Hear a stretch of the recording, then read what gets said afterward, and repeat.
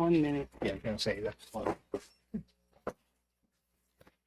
I've been watching it.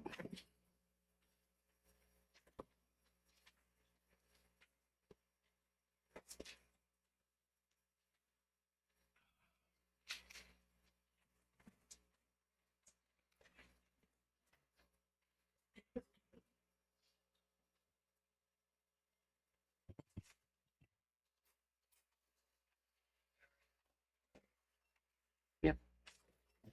It's ready. Like to call to order the Middletown Borough Council meeting for July 21st of 2026. If you could please stand for pledge allegiance and then pause for a moment of silence. Pledge allegiance to the flag of the United States of America, and to the republic for which it stands, one nation, under God, indivisible, with liberty and justice for all.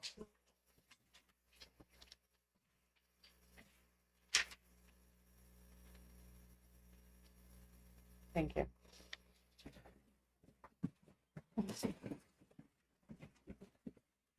Grace, will you call the roll? Here. Here. Here. Here. Here. Thank you. Report an executive session. It was personnel and real estate. No action was taken. Right now is the time of public comment on agenda items only.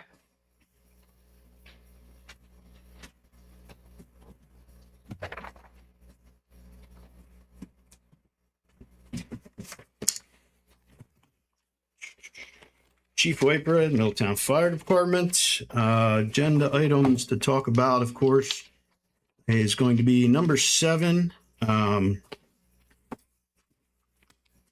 Madam President, may I come through to hand it up? I think that's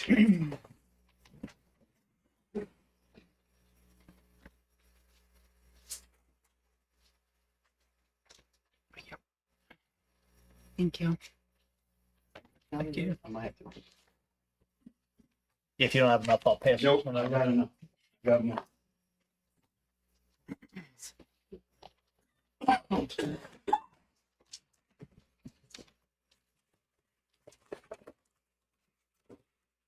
Got 3 copies if people want to gander through these.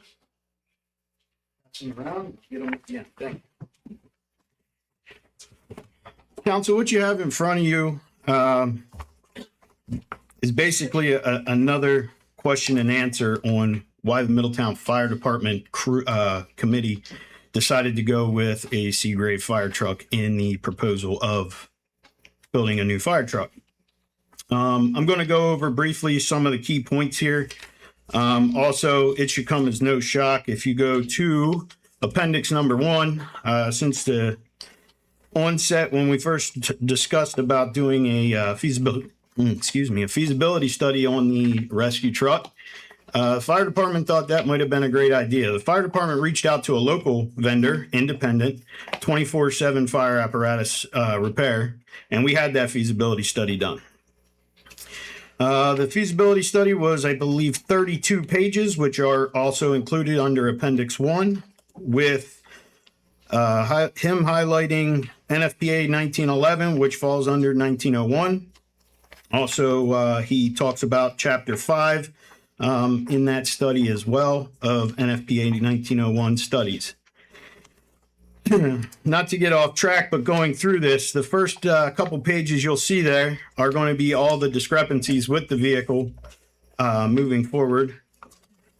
I think there's a couple pages there. But I want to get to the very end of his study in the writing section. The independent evaluation documented numerous mechanical, safety, and structural deficiencies, including engine blow-by, multiple oil leaks, an inoperable foam system, frame rust, pump rust, and safety-related defects, which raised serious concerns about the apparatus's ability to meet NFPA 1911's annual service testing without significant repairs. When making the decision, keep in mind the age of the vehicle. If there's any questions, feel free to contact us. Now, I saw his age of the vehicle when we received the report and made sure, if you go back to the very first page, highlighted NFPA 1911, Chapter 5, 0 to 15 years of age, apparatus are fully capable of serving in the primary first alarm frontline status. We've met that. Number 2, 15 to 20 years, vehicles should transition to reserve status to be utilized only during major incidents or temporary replacement. And post 20 years, vehicle must be completely retired from service unless it meets rigorous annual service testing and is deemed in excellent mechanical condition by the qualified technician. I believe it explains right in that last page of his study there that it would not meet that.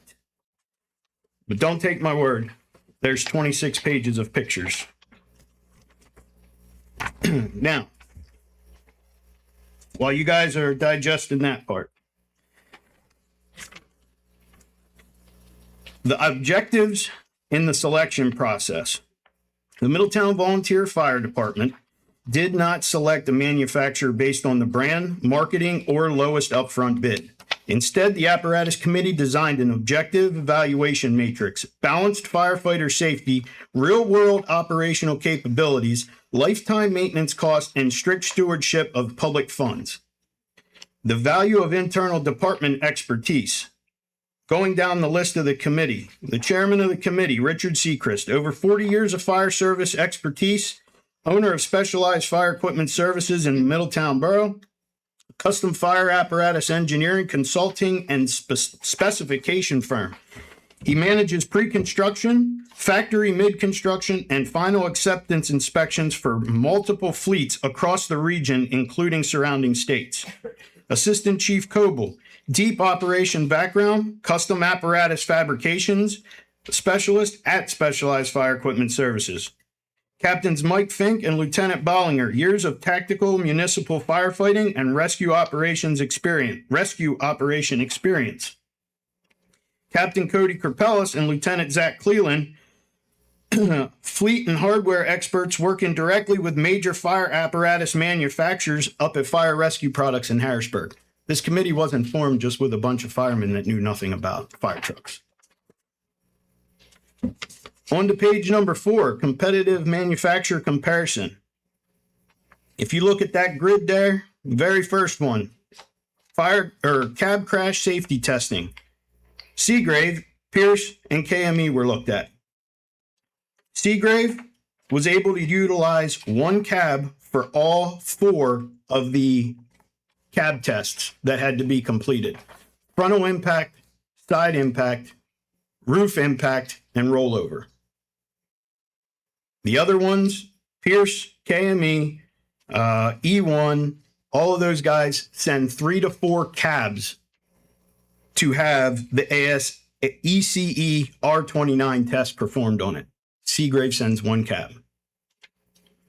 Structural safety cage is made 100% of stainless steel structural safety, or of stainless steel, completely surrounds and isolates the cab and its occupants.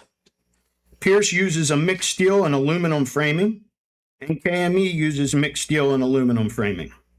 Corrosion. Again, stainless steel all across the board for Seagrave. Stainless steel body, stainless steel cab. Pierce, standard aluminum or steel construction utilizing secondary chemical corrosion sprays, and KME is the same. Now, I did find out too, in the Pierce warranty clause, which we'll get to then, if you don't have that vehicle treated underneath at a given interval time to have it resprayed, your warranty will not cover it. The midlife rebuild profile for a Seagrave, it's extremely low. Why is it extremely low? Again, everything's made of stainless steel. Everything's a lot stronger, because it's stainless steel. So a midlife refurb on one of these vehicles is seldom, and that's why it says it's a low risk. Pierce, low risk under strict maintenance and regular chemical recoding schedules. KME, historically prone for body degradation under heavy water and pumping workloads. I can prove that in the pictures. This vehicle that we're looking to replace is a 2007 KME. Fleet standardization, the other two would not meet it.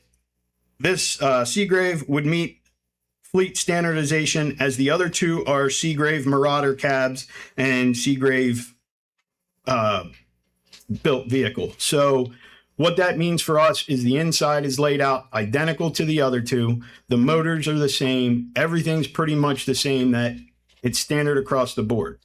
With the pump panel would be laid out exactly like the pump panel on the current engine, which again makes it standardized. If you get qualified to pump on one of the vehicles, you can pump the other vehicle because they're identical. And then we go down to the estimated retained resale value, which is the highest for Seagrave. Again, I'm hitting it home, but it's because it's all stainless. Strong resale value for the Pierce, marketing typically retaining 35 to 50% of its original value. And then KME has a moderate resale value between 35 to 50, holding value based on usage and corrosion. So then it says about going to the appendix 2. And if you go to appendix 2, I went on to a company called Garage.com who buys, sells, and does things with fire trucks, kind of like we did with Mr. Bainbridge for the KME engine. Punched in all the information as I was instructed to on their site. And the current retail or value that we could possibly get for that vehicle is around $135,000 according to Garage.com. All right. Engineering and specifications. We went into the Seagrave Marauder 141-inch stainless steel fully tilt cab. The occupant fabricated entirely of occupant area, fully fabricated from 304 stainless gauge stainless steel. Rectangular structural tubing, providing a rigid safety envelope around the 6-person crew. I can keep going down this list. I understand a lot of this is not stuff that you guys understand. I would be glad to answer any of the questions, but this is what went in from our committee to formulating and coming up with this vehicle. The next one is the suppression and the electronics. Again, we had an input in all of that while building this vehicle. But last, or number 6, complete single source lifetime warranty. 15-year limited structural cab warranty covers the integrity of the stainless steel safety cage. A 15-year structural body warranty, limited lifetime structural frame warranty, full lifetime protection on the frame rails and cross members, 10-year stainless steel pump plumbing warranty, long-term coverage on all primary water manifolds, 7-year Watrous pump warranty, a 5-year 100,000-mile Cummins engine warranty from the manufacturer, and a 5-year Allison transmission warranty, extended service coverage through EVS transmission systems.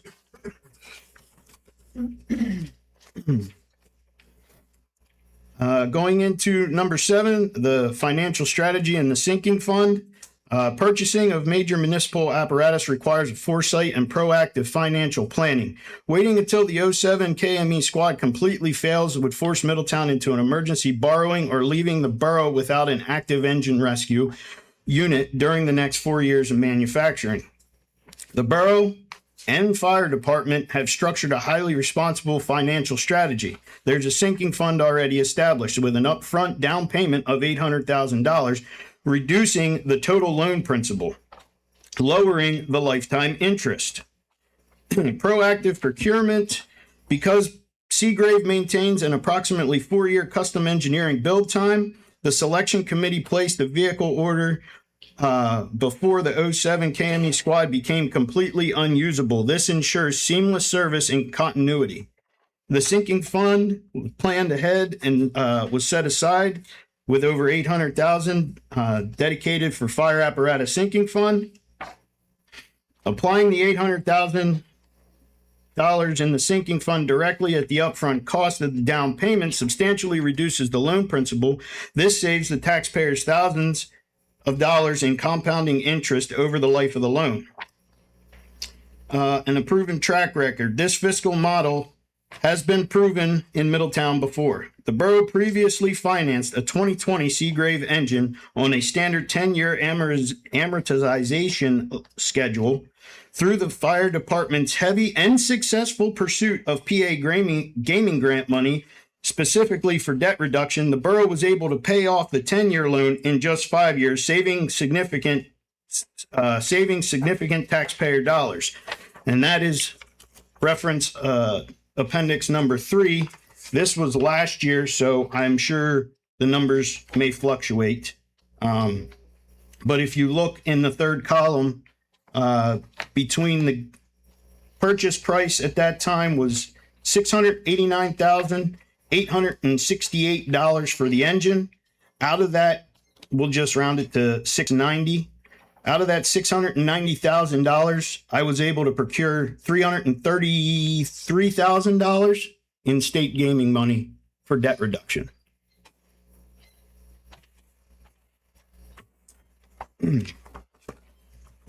So with that said, there is a feasibility study done. I understand you guys weren't able to have a meeting the other week. Saw it was on the agenda. I just want to get it done and over with. You guys have it. There's the feasibility study, pictures, black and white wording, and everything that's wrong with it.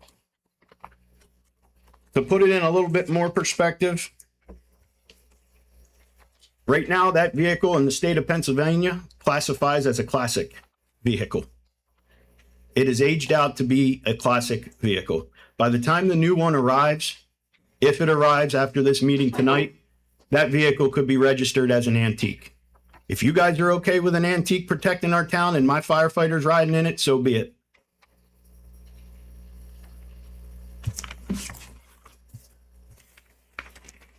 Thank you. Thank you, Kenny. Anybody else on agenda items?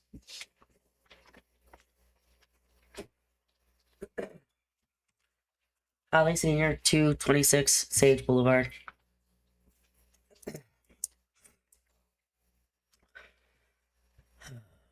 I was both shocked and disappointed when I learned that council was planning to revisit the idea of doing a feasibility study related to the purchase of a new fire truck.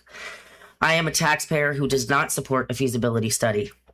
I will start by saying I don't know much at all about fire departments or how they operate, but I've learned a lot over the last few months as I watched these meetings. I couldn't understand why some council members were having such a hard time making a confident decision based on the information that was provided by Chief Whitebread. I may be naive, but I simply trusted the chief. After realizing that wasn't enough for some of you to make a decision, I did a little research on my own. What I found out was everything the chief said, every answer, and every reason he gave aligned with industry standards and recommendations that could be very easily verified through a quick Google search. Even the consulting firm that council was leaning toward doing the initial proposed study had information on their website that supported everything the chief said. In fact, there's tons of information available to help local governments perform their own assessments. I would assume it's because most aren't in a position to spend money to help them make sure they are spending money wisely. I actually find it a bit ironic that the reason stated for wanting to do the study is to make sure taxpayer dollars are being spent responsibly, but we're willing to use taxpayer dollars to do that. Additionally, I found it interesting that the consultant that would perform the study is a retired firefighter and conducts the study using the same industry standards and recommendations used by the chief. The cost continues to be pointed out as an excessive amount of money, but I think it's extremely important to also point out the following. This new fire truck is expected to serve your community for the next 20 to 25 years. Cost of fire apparatus has nearly doubled over the last 5 years alone and will only continue to rise. We had enough money in the fire sinking fund to put half down up front on the truck. That fund was established in 2021 by council and can only be used to purchase fire apparatus and other fire-related life-saving equipment. Transfers to that fund since inception have been at least $150,000 to $200,000 a year. There will likely be 2 more annual transfers into the fund prior to the time that the first annual payment on the loan is due. Not to mention, the chief expressed his eagerness to start applying for grants to help offset the remaining cost. He also spoke to the importance of staggering the purchases and the need to make this purchase now so they would be prepared for when it was time to replace the ladder truck. So if council is going to continue to tell members of this community that you're doing this study for them, you may want to also make sure that they're aware the money being spent is coming from a fund that is going to accumulate money every year that can only be used to purchase fire apparatus. When you tell them that we need to consider refurbishing instead of buying new, you may want to make sure they know that a refurbished truck would only be able to serve them for up to 10 years, as opposed to a new truck serving them for 20. You may want to tell them that you'll be in the same place you are now, trying to decide what to do next, when prices are likely doubled again and wait times are even longer. You may want to tell them why we can't afford the new truck before you try to convince them that we should not be spending the money on it. You may want to remind them that this recommendation came from the fire chief, the individual in this town that knows the industry and his fire apparatus better than anyone. You may want to tell them why you're questioning his judgment. You may want to explain why they don't deserve the best fire truck to serve their community, especially if they can already afford it. I am a tax-paying resident who strongly supports spending taxpayer dollars wisely and responsibly. But there is no downside when it comes to purchasing a new fire truck that will keep our volunteer firefighters safe while they continue to serve and protect the residents of this community for many years to come. There is no downside. Residents only gain from this purchase, and from what I can tell, we shouldn't have a problem covering the cost. If you need a feasibility study to help you feel confident that this is the right decision, you may want to reevaluate why you wanted to sit in that seat. Thank you. Thank you. Holly.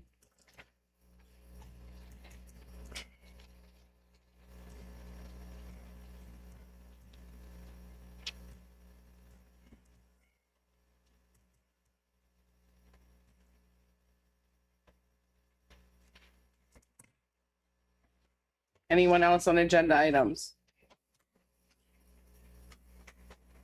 Seeing none. Start with number 1. Do I have a motion to approve the meeting minutes for June 16th, 2026 as submitted? So moved.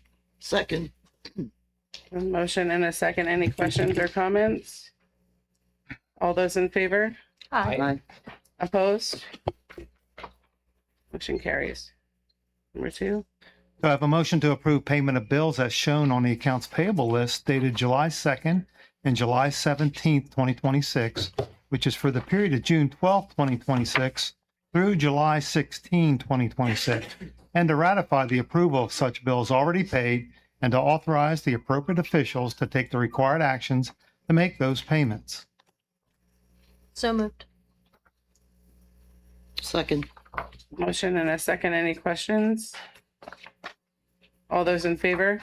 Aye. Opposed? Motion carries. Number 3. Agenda item number 3 is our 2025 audit. We have Scott Henry here tonight from Brown Plus, who will give us a little rundown on the audit itself, and there is a audit presentation up on the screen. Scott, Hey, welcome, take it away. thank you. Good evening, everyone. My name is Scott Henry. As Ken mentioned, I was the principal on the engagement. Tonight, I'm going to go over the audit presentation of the 12/31/2025 financial statements. The audited report is still in draft copy right now, so it's not finalized yet. So numbers are subject to change. However, we're not really expecting them to change at this point. I first want to thank Sydney, Grace, and Sally for all their hard work. Audits are never easy, and especially this year with all the transition in staff and everything, they really put in the time and dedication, not only just giving us the numbers, but trying to understand it so that in future audits that are prepared and they're ready for us. We just really appreciate everything they've done. I'm going to start on page 4 of the PDF, Grace.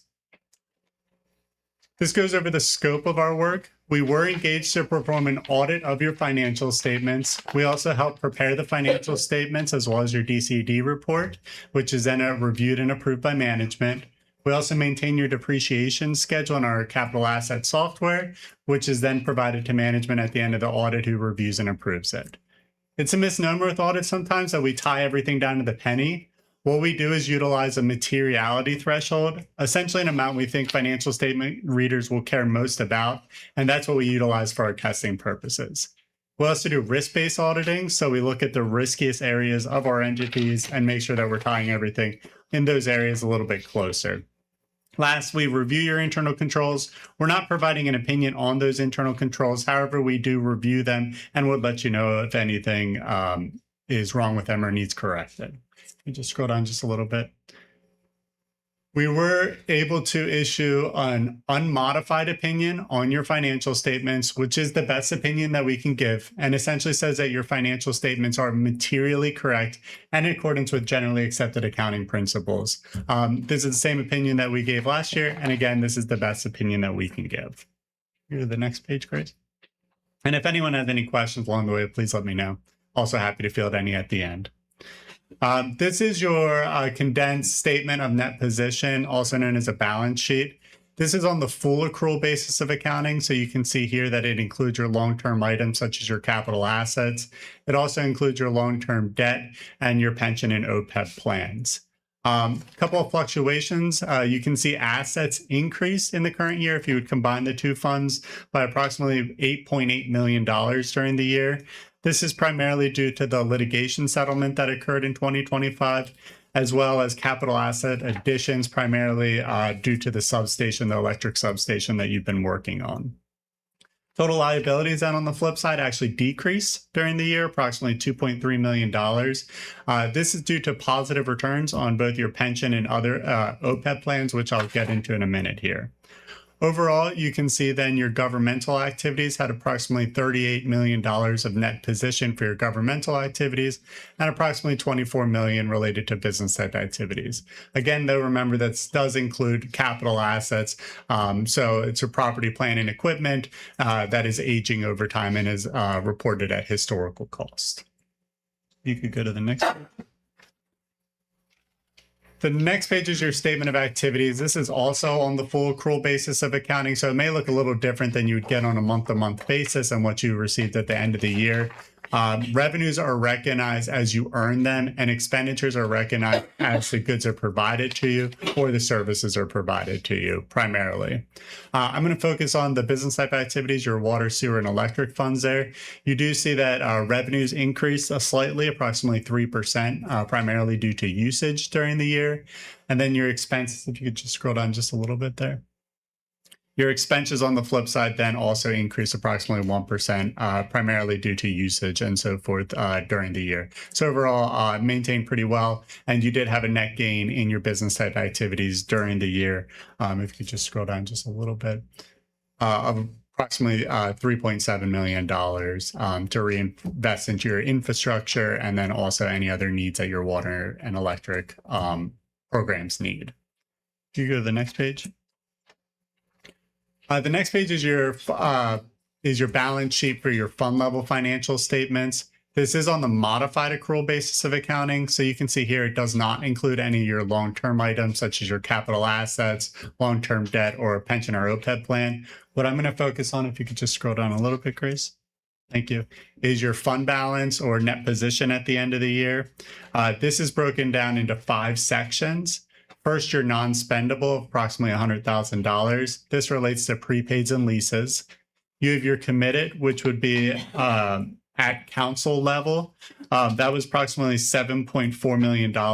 This is related to capital projects, stabilization, equipment and vehicle of public works, fire and rescue apparatus, MS4 compliance, parks, and then your new town square. I did skip one line there. Sorry about that. The restricted of approximately 1.5 million related to highways, rehabilitation program, and community fund. This is by external parties. Then you have assigned, which can be done by management, approximately $215,000. This relates to flood relief, debt service, and police sinking fund. This leaves unassigned fund balance of approximately $19.7 million at the end of 2025, or approximately 98% or 68% of your total fund balance. So strong, healthy fund balance that you can utilize in future years for expenditures and the needs of the borough. You can go to the next page. This is your statement of revenues, expenditures, and changes in fund balance, also known as an income statement. This is also on the modified accrual basis of accounting. So revenues are recognized as you receive funds and expenditures are recognized as you pay them. Looking primarily at the general fund here, you do see that revenues increase approximately $980,000 during the year. This is primarily related to better collections of delinquent occupancy taxes at the increased rates that were established a few years ago. The recognition of your DEP 902 and your DCNR Oak Hill grants that you received and utilized during the year, and then higher refuse revenue due to the rate increase during 2025. You can then see that your general fund expenditures increased approximately $1.2 million during the year. This is primarily due to increased public safety expenditures, as well as increase in refuse collection costs, which necessitated the increase in rates. You also purchased a leaf unit in utilizing the DEP 902 grant during the current year. And then you had the park renovations of the Overdeer Park, which increased your expenditures during the year. Just scroll down just a little bit. You do have a special item line there. You see the unusual and infrequent items. That was the litigation settlement that occurred in 2025. That was picked up as revenue in 2025 that is not expected to reoccur in future years. This leaves a total net change in fund balance of approximately $3.1 million during the year, leaving approximately $22.9 million for your general fund, and then approximately $6 million for your small funds at the end of 2025. If you flip the next page, this is your budget to actual, just looking at where you landed for your general fund in comparison to your budget. The major item there is your total revenues did increase in comparison to your budget. You outperformed it primarily due to budgeting lower on interest and rent. You can see there you had much better returns on your investments during the year, as well as utilization of those grants. You received more grants in the current year than you were budgeting for, which increased your revenue line there. Your expenditures did come in a little bit lower than expected. That is primarily due to unfilled positions that you were trying to fill during the year that you were not able to during 2025. You were expected to do a pretty break-even budget in 2025, but you did have a gain in the current year. A lot of that is necessitated by that increase in revenue, as well as that litigation settlement that happened in 2025. That was very quick. Anything on the fund level financials? So one dumb question. When Yep. you said the part that was on a modified accrual basis, is that essentially cash basis on the revenue side and Pretty much. Accrual, Yeah, okay. you have Okay. 60-day rule and so forth. Gotcha. Yeah. Governments always have the fun part that you follow 2 bases of accounting Yeah. in your financial statements. okay, thanks. Yep. If you just go down, these are just my notes if you want to reference them in the future. If you can go down to the next page at the bottom of the next page, Grace. The financial statements have a lot of great notes. I'm not going to go over all of them, but the three major notes that we found during the current year. First, your capital assets. The borough purchased approximately $6.3 million of capital assets during 2025. This was offset somewhat by approximately $2 million of depreciation expense. The significant purchases include renovations of the Overdeer Park, purchases of leaf back, and the significant work on the Spruce Street substation, as I mentioned previously. The next note is your long-term debt note. You do have 4 long-term debt items. First, you have several vehicle and equipment loans, approximately $320,000 left in that at the end of 2025, which will be paid off between 2026 and 2031 with normal debt payments. You have your water and wastewater system notes payable, approximately $434,000, will be paid off in 2047 with normal debt payments. And then you had 2 GO bonds. These were used for the electrical utility system upgrades of approximately $8.5 million between the two, and they'll be paid off in 2043 and 2044 with normal debt payments. Last item just to point out is your pension and OPEB notes. The financial statements have a lot of information on there, and I do warn you that this total pension liability is a snapshot in time. So you have an actuarial valuation of your pension plans. They use mortality tables as well as other actuarial determined figures to determine how much of a liability you'll owe in the future. You then compare that to your set aside funds to come up with a net pension and OPEB liability. And I'm sorry, OPEB stands for other post-employment benefits, such as your health insurance. You can see here, pretty much all of them are break even or a positive asset at the end of 2025. This is primarily related to your contributions as well as better returns in the market during the year. So very good to see there that you set yourself up in the borough in a very good spot to be able to pay these liabilities as they become due through your set aside fund. So really good to see there with those assets. And then the last page just goes over upcoming GASB pronouncements. We'll implement these as they become due. We just need to make you aware of them, that they're upcoming pronouncements. I know that was fast and a lot of information. Any questions?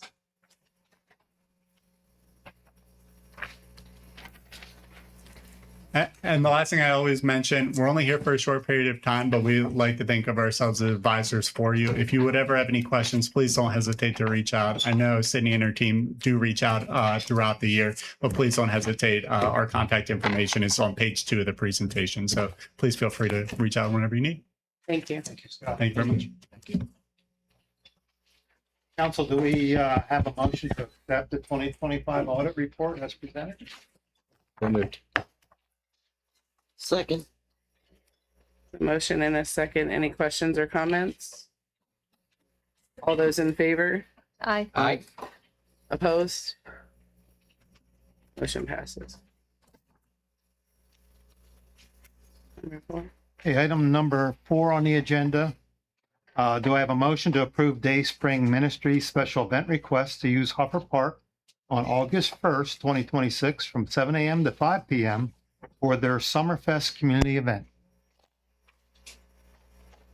So moved. Second. There's a motion and a second. Any questions or comments? All those in favor? Aye. Opposed? Motion passes. Agenda item number 5 is another special event from request from Yaw Brew. Do I have a motion to approve Yaw Brew and Cahoots special event request to host a beer festival on October 31st, 2026 from 6 p.m. to 9 p.m. which will involve closure of South Union Street from Emall Street to Brown from 2 p.m. to 11 p.m. and to allow for the setup and breakdown of the event contingent upon receipt of liability insurance and ramp certifications. So moved. Second. Motion and a second. Any questions or comments? All those in favor? Aye. Opposed? Motion passes. Agenda item 6 is the special event for National Night Out. Do we have a motion to approve Middletown Borough Police Department's special event request to use Hopper Park on August 4th, 2026 for the National Night Out with the event scheduled from 6 p.m. to 8 p.m. and set up to start at noon with cleanup at 7 p.m. So moved. Second. Motion and a second. Any questions or comments? All those in favor? Aye. Opposed? Motion passes. Agenda item number 7 was originally scheduled to be addressed at the July business meeting, which had to be canceled due to quorum issues. Council President moved us to this agenda, and in your packet are the proposals for the inspection of the rescue truck. Anybody have a comment or motion regarding these proposals? Mr. Manager, I'd like to make a motion to engage Fire Apparatus Consultants LLC of Portland, Connecticut to conduct an independent feasibility study relative to the current pumper rescue truck, as well as an analysis of the specifications of the ordered Seagrave pumper rescue, consistent with the scope outlined in the provided proposals, with an all-in cost of $64.50. You have a motion. Is there a second? Second. Motion and a second. Any questions or comments? I do. Before attacks are lodged or monikers of anti-fire department are applied, I wish to point out the obvious. I could easily avoid those attacks or monikers by simply laying down and rolling over on this issue. After all, who in the hell would want to bear the moniker of being anti-fire department? That approach, however, is one of a politician, of someone who fears the emotional response at the expense of impartiality and objectivity. As an elected official, I owe a duty to our volunteer firefighters, a duty of thankfulness, and a commitment to ensuring they are properly equipped to safely serve our community. I also owe a duty to the Middletown citizenry, a duty to ensure their safety while responsibly managing their money in the global picture of Middletown advancement. This has been a totally failed process. Deep in your heart of hearts, you know what the correct approach is, and I'm begging all of you to do the right thing. On March 17th, 2026, Chief Whitebread stood before Borough Council, and he said that he had a quote for a Seagrave engine and a deadline of 30 days. On May 13th, 2026, I visited the fire station along with Councilman Lister, Chief Whitebread, and Chief Sean Taylor of the Lower Swatara Fire Department. On May 20th, 2026, we had a meeting here at Borough Hall, and we brought up the idea of the feasibility study. That passed 6-0, with Councilwoman Reed being absent that evening. At the next meeting on June 2nd, 2026, the vote to engage the company, these very proposals that we have, then failed 5-2. On June 16th, 2026 was the meeting where there was a vote to purchase the $1.6 million truck.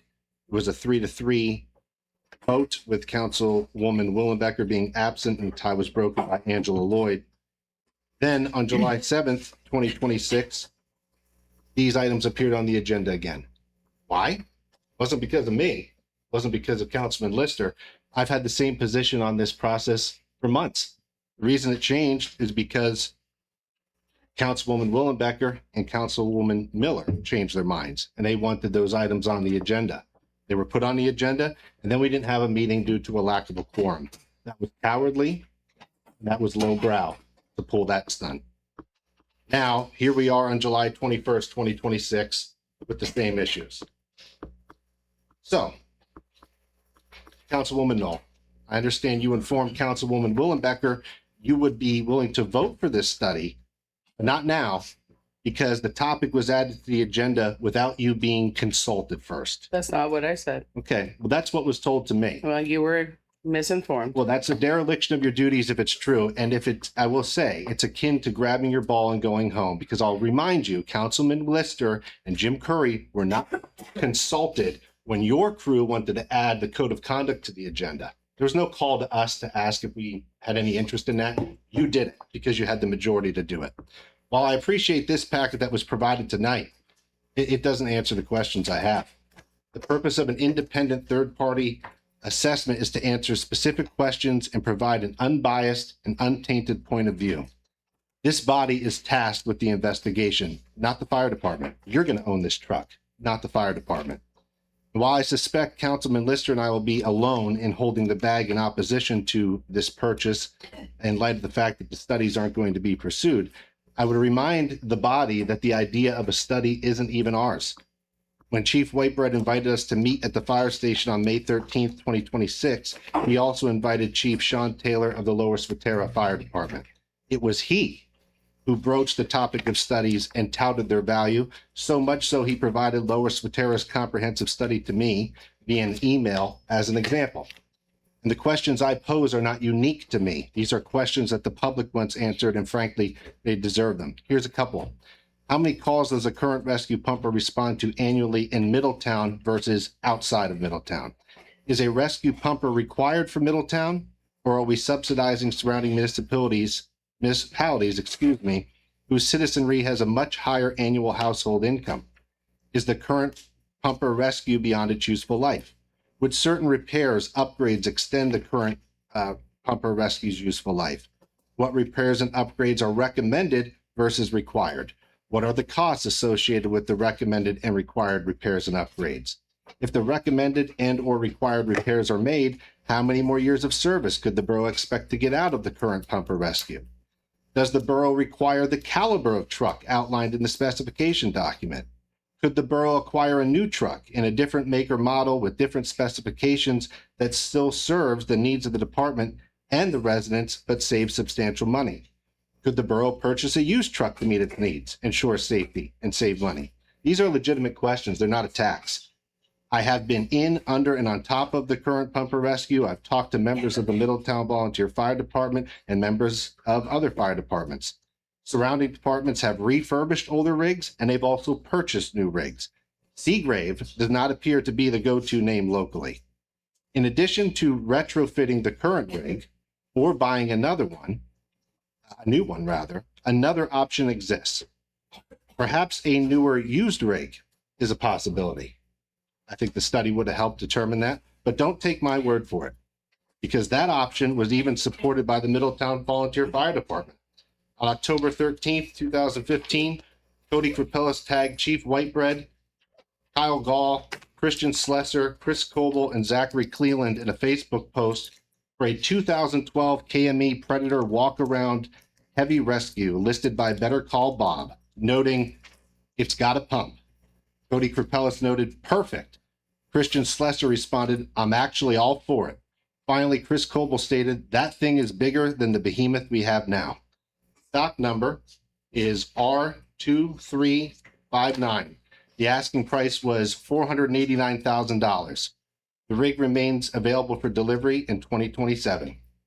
You may recall we heard the arguments at a prior meeting about how safety would be at risk and the devaluation of the current rig. Well, you pull the trigger on that truck, which they themselves shared, you'll acquire a rig supported by our firefighters. You'll get it 3.5 years sooner. You'll ensure the highest resale value possible for the current rig, all while saving over $1 million. Keep in mind, this post was made on October 13th, 2025, merely 22 days before the November 4th, 2025 election. But by that time, the Seagrave truck had already been spec'd. So what has changed since that Facebook post? Why is there not the same level of enthusiasm for a newer used rig? Why am I anti-fire department for questioning the possibility of getting a used rig just like they posted about on Facebook? Elections have consequences. That's why. While on vacation last week in Ocean City, Maryland, I took time from the beach to visit and tour the Ocean City Fire Department, which is a hybrid of paid and volunteer firefighters. During the off-season, the Ocean City Fire Department cares for 7,000 permanent residents. During peak season, it cares for up to 345,000 vacationers at any given time, with 8 million over the entirety of a year. Why do I bring this up? You heard a lot tonight about the word stainless steel. That was, frankly, the key to the whole presentation. And the firefighter I spoke with readily admitted that Seagrave is known to be the creme de la creme of fire apparatus. Their department utilizes a Pierce Heavy Rescue, though it has moved away from the rig in favor of a smaller engine with onboard rescue tools. The Ocean City Fire Department, ladies and gentlemen, sitting 1 block from the salty Atlantic Ocean's edge in a town with $1.74 billion in tourism economic impact, does not operate the creme de la creme stainless steel Seagrave. On June 19th, 2026, Don Knoll posted on Facebook that she would like to, quote unquote, correct the public narrative. She noted the cost of the truck is, quote unquote, less than half of the rumored 1.6 million. Let me correct your correction, Dawn. The Please do. $800,000 down payment is taxpayer money. It's not a gift. It didn't fall from the sky. It didn't grow on a tree. It exists because of the fund balance transfers at the end of the year, a fact that you conveniently left out. And we heard a public comment tonight about how that's always going to be replenished. You could ask Sydney Lamb, you could ask Sally Canizero, or ask your borough manager what accounted for the fact that we have $830,000 in that account since it started to accrue since 2020. There were windfalls as a result of COVID and the like. So you cannot guarantee that that account is going to accrue as quickly as you may hope. You also noted that the Middletown Volunteer Fire Department will apply for grants to offset the costs. That's wonderful. They've been lucky enough to be awarded them in the past, but they're not guaranteed. Therefore, the lease still has to be budgeted for, which is a 0.33 tax bill increase. Again, a fact that you conveniently left out of your post. And then you said that the study should have been done a year ago. Why? It's a 2.5-week turnaround. Doesn't hurt anyone, and you've never been able to answer that. And since the last meeting that was canceled due to lack of a quorum, the fire department runs out and tries to get a study done. So why are you so against us doing one? This is what I say in conclusion. It is never too late to do the right thing. If we proceed with these studies and the only option available is to proceed with the spec Seagrave, then so be it. I will renew my promise to be the first person to vote in favor of proceeding. If, however, other options exist, they must be explored. That is your duty and your responsibility as an elected official. Pat?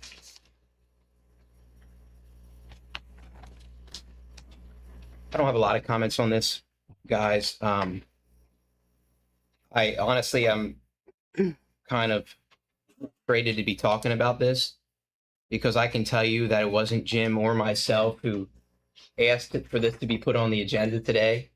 It was 2 other counselors. And here we are circling back to some of the beliefs and commitments that we spoke on in the past.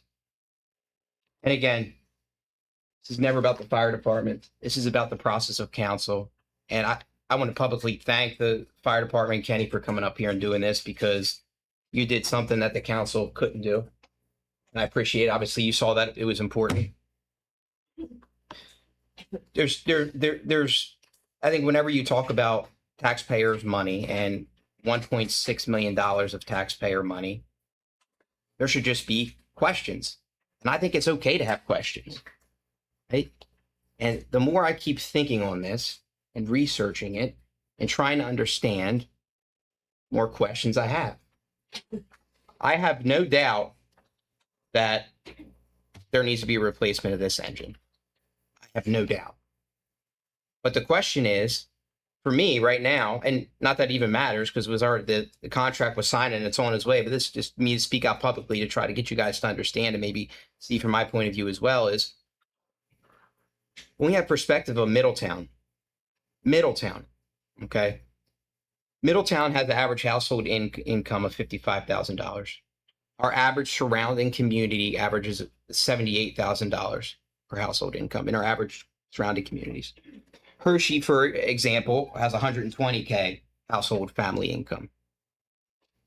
When I think of Middletown, I think of, okay, there's a lot of things we need to do to improve in this town, right? We need to promote our business in a better way. We need to figure out parking. We need to figure out space. We need to figure out visuals. We need to figure out things to promote business. We need to figure out our electric infrastructure, which is super, super expensive.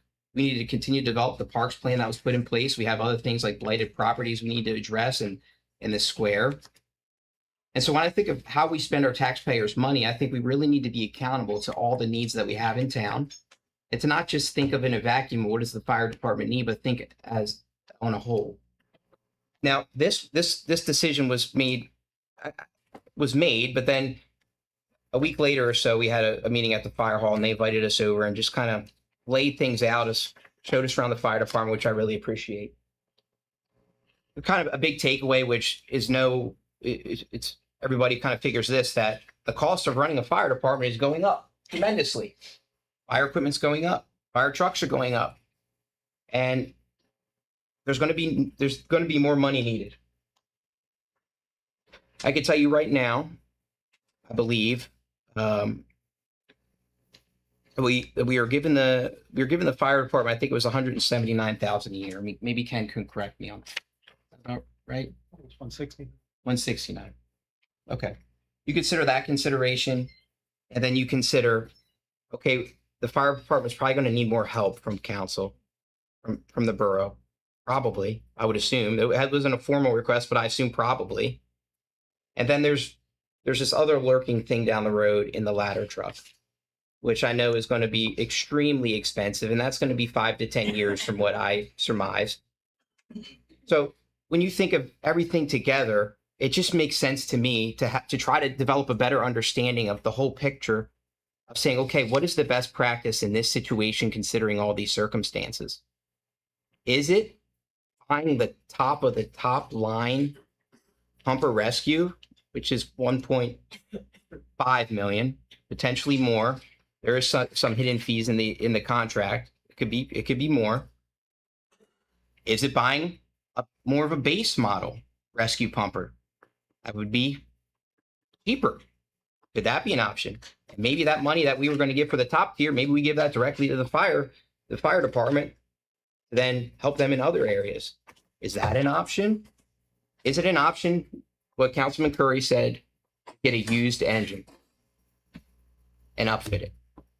I don't know what the answer is, but I can tell you that I didn't have an answer, and I wasn't comfortable just handing out $1.6 million without having some answers, more answers to these questions. So, at the end of the day, like I said, the contract is signed. So, I mean, I'm not fighting over anything here, but I want us to consider as a council in the future to really sit down and think through these issues before we just hand out money. At the end of the day, we talked about this numerous meetings ago. The fire department is not under the borough. They're their whole separate entity. Each department of the borough has staff in that department. They have department heads, and the decisions that the department heads funnel into the borough manager, which then funnels the council, which then goes through financing. When we consider the fire department, yeah, they're our partners in our community, but there's no formal oversight. And that's why there just needed to be an external study that we put in place to help us answer these questions.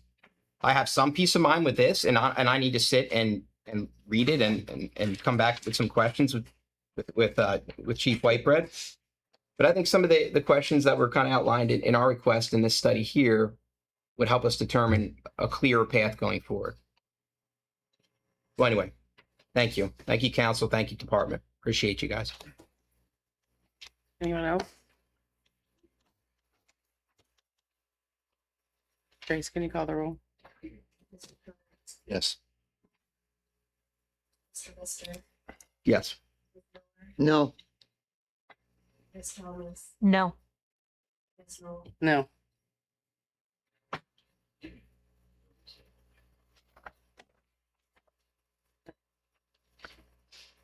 All right. Okay, agenda item number 8 was placed, like I say,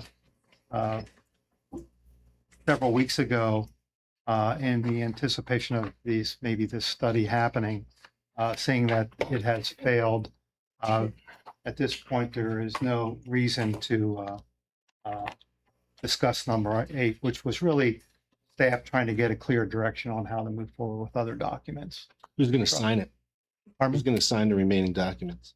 The resolution spells out the president or the vice president in the president's absence. Well, I don't feel comfortable with that. And I share the same concern that you brought to me, that you don't want her executing it. Well, So are then you have willing to say Ellen that? come in here and sign it tonight. Are you willing to say that to her face to face? That you don't want her executing it? Because What I I agree was with you. told was not correct. She's got full approval of the council to sign it. Did she sign the agreement to purchase a fire truck before signing the bank documents to secure the money? That was your gripe. The And I agree story with that it. I was told was incorrect. It's not incorrect. Did we sign the agreement for Seagraves?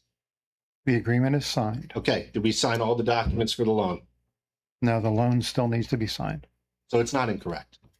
So I share the same concern you do. I don't want her signing. So have Ellen come in and sign them. I guess you're gonna have to wait until we fill that seat and then we have a new borough council. Because I don't trust you to sign it. There was an approved resolution 4-3 to Correct. allow the vice president to sign the documents. So then I'm gonna make a motion that we have somebody else sign those documents other than Don Knoll. And this is on the agenda in terms of the truck lease and down payment. The resolution also allows the finance director to sign the loan document. There you go. That would be perfect. I don't remember. Yeah, good job. That's okay.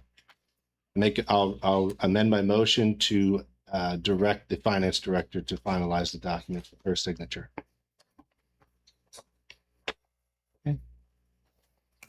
Second. It's a motion and a second. Any questions? All those in favor? Aye. Opposed?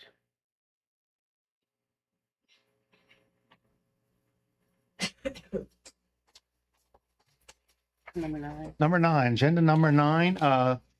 This is an agenda item that Councilor Curry asked to be placed for discussion about the potential for maybe some rate reductions to lure new businesses into town.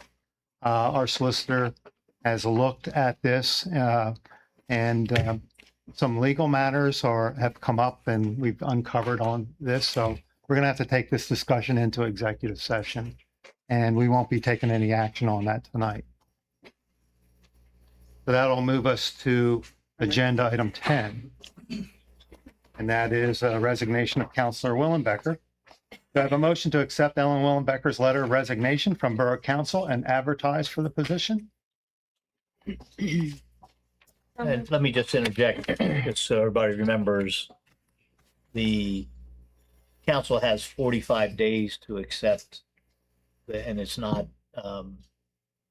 effective until it's accepted by council. Once council does accept, however, council's on a 30-day clock to fill the vacancy. That doesn't happen, then it goes to the vacancy board for 15 days. If that doesn't happen, it ends up in court. Just to remind everybody of the timing of this.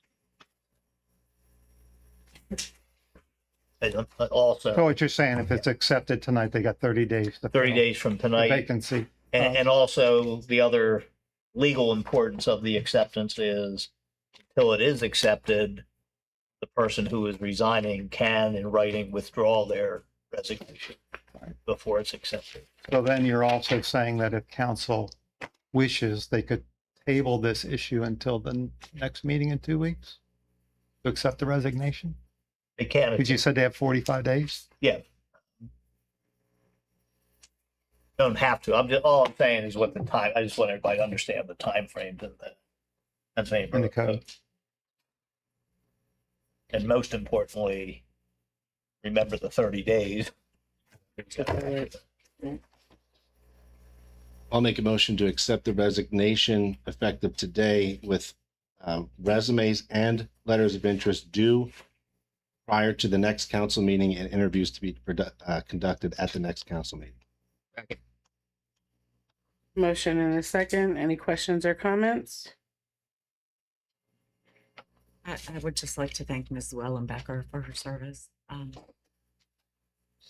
Since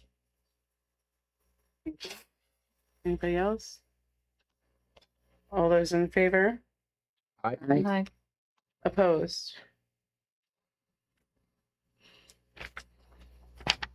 Grace, can you put up the add then, please? And when we say add, I think we normally just did a Facebook. Facebook post. page, yeah.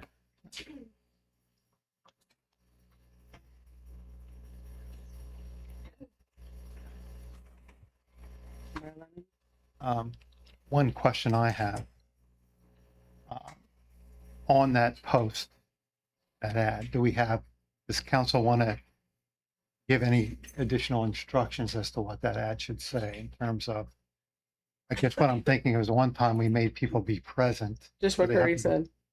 Just what Counselor Curry said. Okay. Applications, interviews, and Next meeting. next meeting.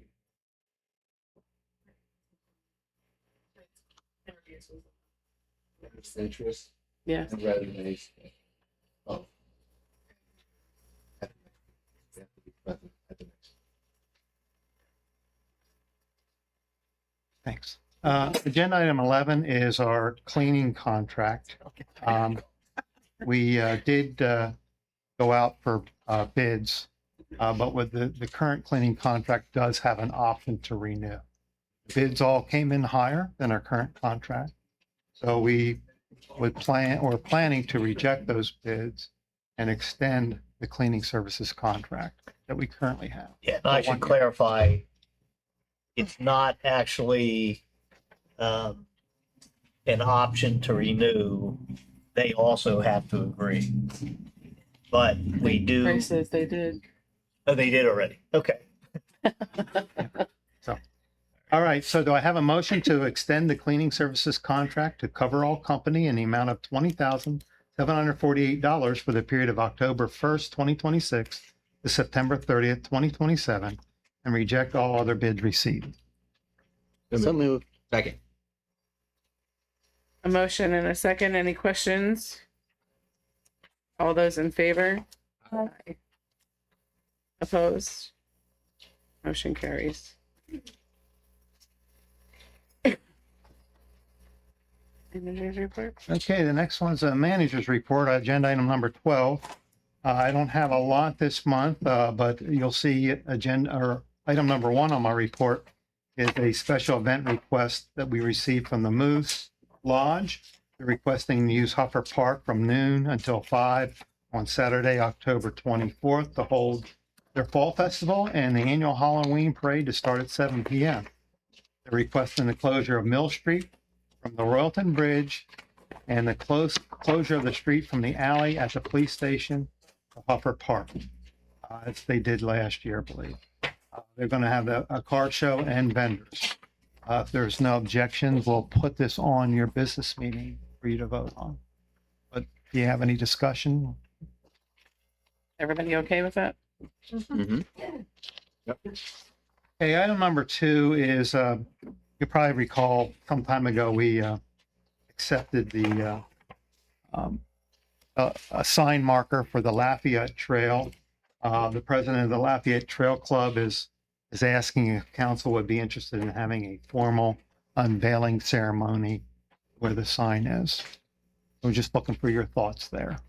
Ken, I also had some people from the Revolutionary Reenactors Group reach out to see if that was going to happen because they wanted to come and, support the unveiling. So there is an interest.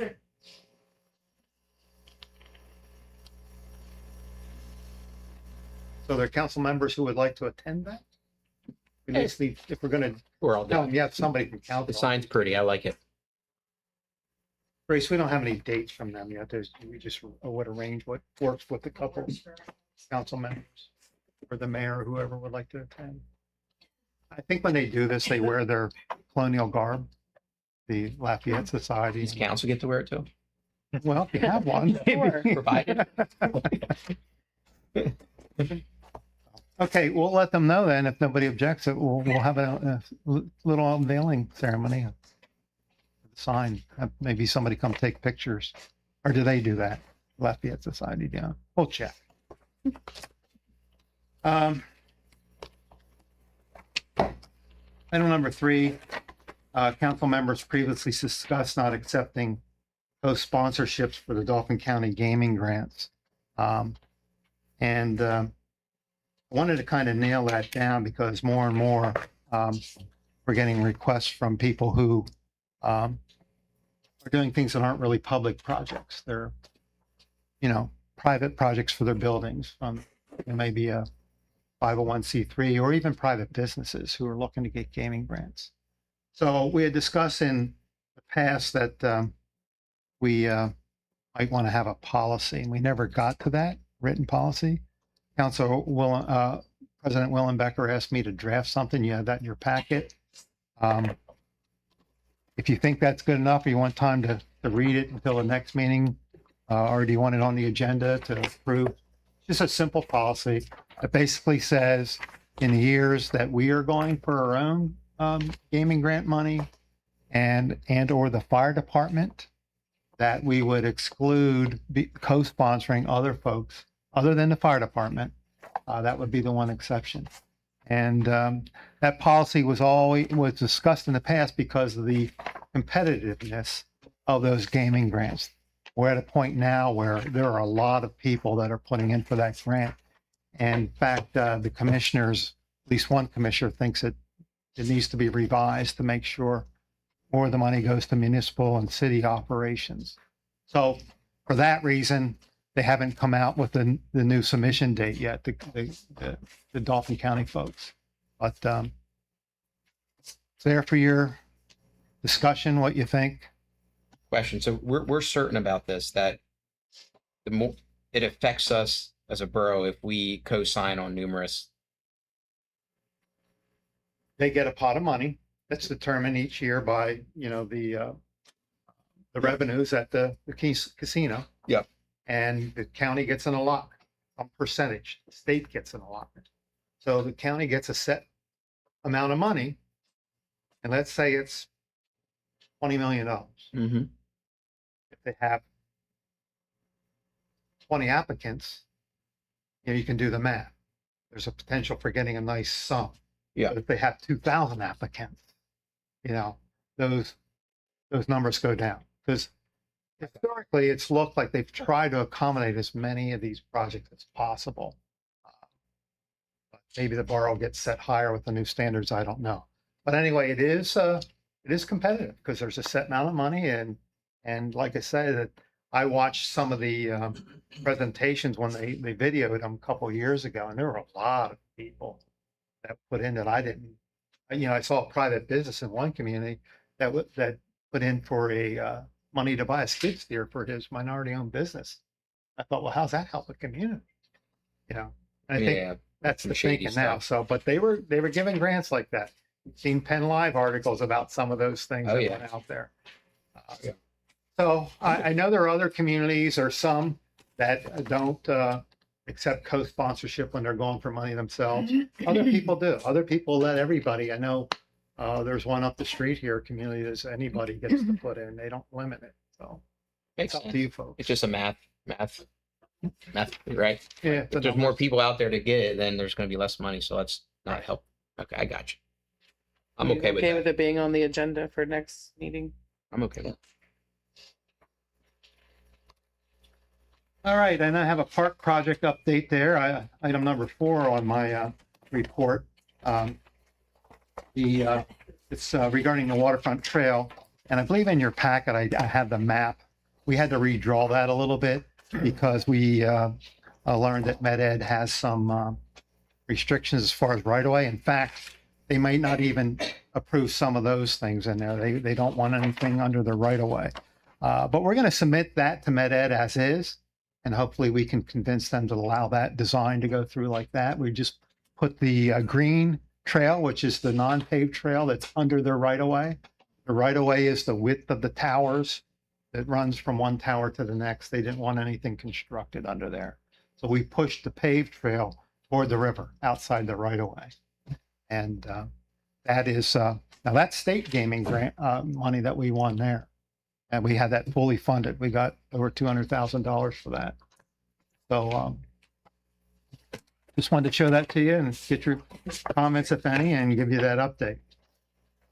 Item number 5 is another update. This is one on the Emo Streetscape project. This one is dragging out because of the federal requirements. We received an award of federal money, but then when the government shut down, a lot of things went slower. There were a lot of other studies as far as federal people required, like looking for environmental problems in this area out in Emo Street. But what this project is, it's partially going to be funded by federal dollars that's coming through the Tri-County program, HATS, and state funds. I think there's $1 million from the feds and about $500,000 from the state to put a streetscape out here. It's just 2 blocks from Union Street on Emo down to Wood. And it would involve new curb ramps or walk ramps and street lights, new decorative street lights and new underground wire and all new sidewalks for everybody on these 2 blocks, including the private people, to make it all look standard. So it will tie into, the nice look of what we have up here at the train station and downtown and make it the corridor look consistent.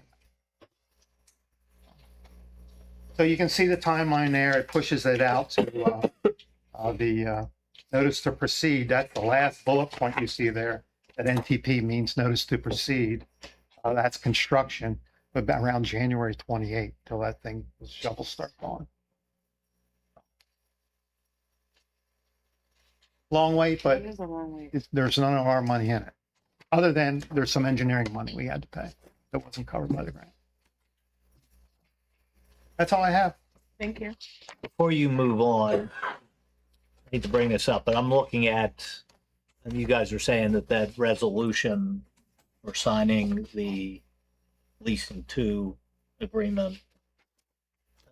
I'm looking at section 3 and subject to the approval of solicitor of the proposed form of lease financing agreement in terms consistent with the approved lease financing proposal. When such agreement is received, the president of council or vice president of council, the president is not available, and the borough secretary are authorized to execute and deliver such leasing to Inc. agreement, the necessary related documents approved by the solicitor for legal substance. That's the formal. How about section 4? Am I misunderstanding section 4? Is that what you just read? Yeah, President of that's council or vice president of council, president's not available, the borough manager, director of finance, as a borough manager's designee or further authorized to take all other other actions necessary. Yeah, other, yeah. So other than that's signing. when you get all the other like the bond document. collateral documents and all those things. Yeah, all the. And I had written a legal opinion already based on this resolution. Based on that, I'd suggest that maybe council might want to reconsider that. We got to rescind that vote. I Because it's think, not a legitimate motion based on this. yeah, so we had and I know you were, I didn't realize. But the secretary can sign it. I was relying on section 4. That's Well, the secretary signing it as the secretary, they're they're witnessing the signature. When it gets to leasing 2 Inc., they would be expecting, president or vice president of council to have signed. That's what the resolution had Well, I provided. for. apologize. I thank you for catching that before we get out of here. Now, we'd give them the minutes and all that kind of stuff to say it was changed, but The other thing we have that official. threw me off, I looked at when we did the pumper. Kevin Zartman signed that. Finance director back in the old one. That's why that's in. uh, The resolution may have been written differently, but for that one. Yeah, I'm just thinking it's more of an explanation on their end, trying to understand what's going on when they see the formal resolution. And then here's a minutes that aren't approved, we almost have to, here are the unapproved draft minutes that showed this change from here to here. I'd recommend that Vice President. reconsider that. Stay consistent with the formal written motion. How do you want to reconsider? Have the council make a motion to rescind Yeah, if the prior? council's willing to do that, I am not. I'd give them minutes and tell them there's been a change. I'm sure they would like their money. To clarify it for them.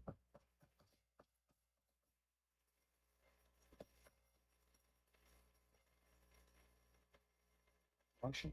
Counselor, rescind Mr. Curry's motion. And fall back on the resolution to have the vice president sign the lease agreement. How hard would it be Really? to, how hard would it be to do another resolution to include it in there? Well, we'd have to do that.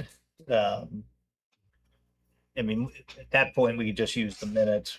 We'll just have to tell them they're drafted until the next meeting. They get approved. I'd rather have it that way. It's cleaner. Okay. You want to leave it as it is? Sydney, you going to sign it? Yep. Okay. Yeah, I mean, we have a formal. I don't want to motion. do it. I know. Or I'd have done it 2 weeks ago. I don't want to do it. Understood. I just want to point out I that. know. Yeah. Thank you. Okay.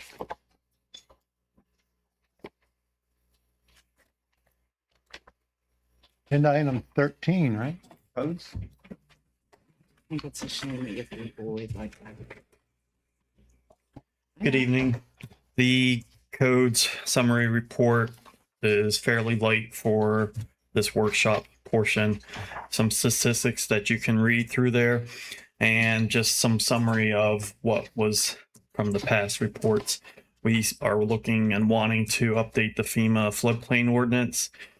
We want to get into the non-conversion agreements and update some of those things, and the lot consolidation ordinance as well, so that the small lots can be easily consolidated with a neighboring lot that wouldn't be buildable or easily buildable.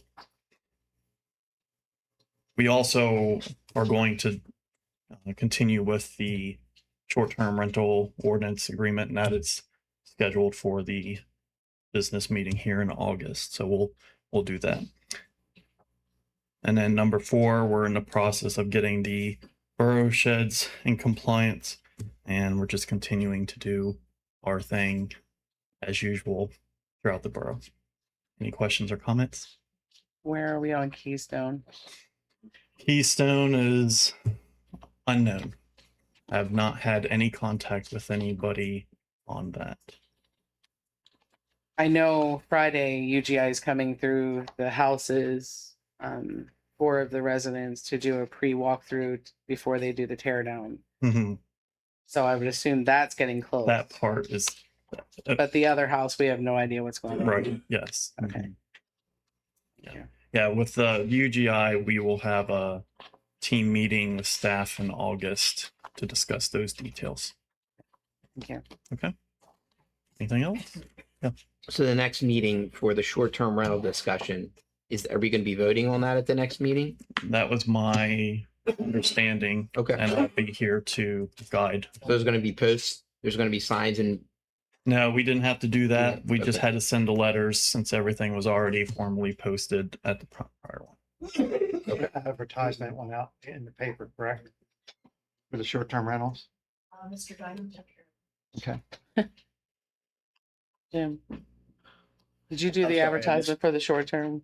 Short-term rental, I think you did that. Yeah, so, and it was very specialized advertisement because the unique one, the record's already closed. Mhm. So we fully did the evidentiary, which we advertised, then you can add, either that night or at another meeting, but you have to advertise. So I was very clear in the advertisement. This is just the adoption. Now, of course, there's the general public comment of things on the agenda, so people can, but it's not, there won't be a court reporter here, there won't be, nothing will be evidentiary. Mhm. It'll be for, council to, Good. based on the already closed record. Mhm. And, obviously consider new public comment, but. All right. But yes, it's advertised. Nothing further has to be done. All right. Any other questions? Thank you. Appreciate it. Thanks, Jason. Number 14 election. Rob? Good evening. I've been continuing out at Woodland as well as with our pole replacements. We're also upgrading the pole building lights to LED as well as the electric shop high bay lights. You skipped to number 15. Last month we had GDS evaluate our rates, and you should have the results in your packet. An increase of approximately 1/4 of a cent per kilowatt hour across each rate class is needed to recover the projected additional transmission costs. They're projected to increase 15% a year over the next few years. And this, for an average household using 1,000 kilowatt hours, would be an extra $2.20 a month on their bills. I'm sorry. Did you say $2.21? $2.20. 20 cents. Yeah. Thank you.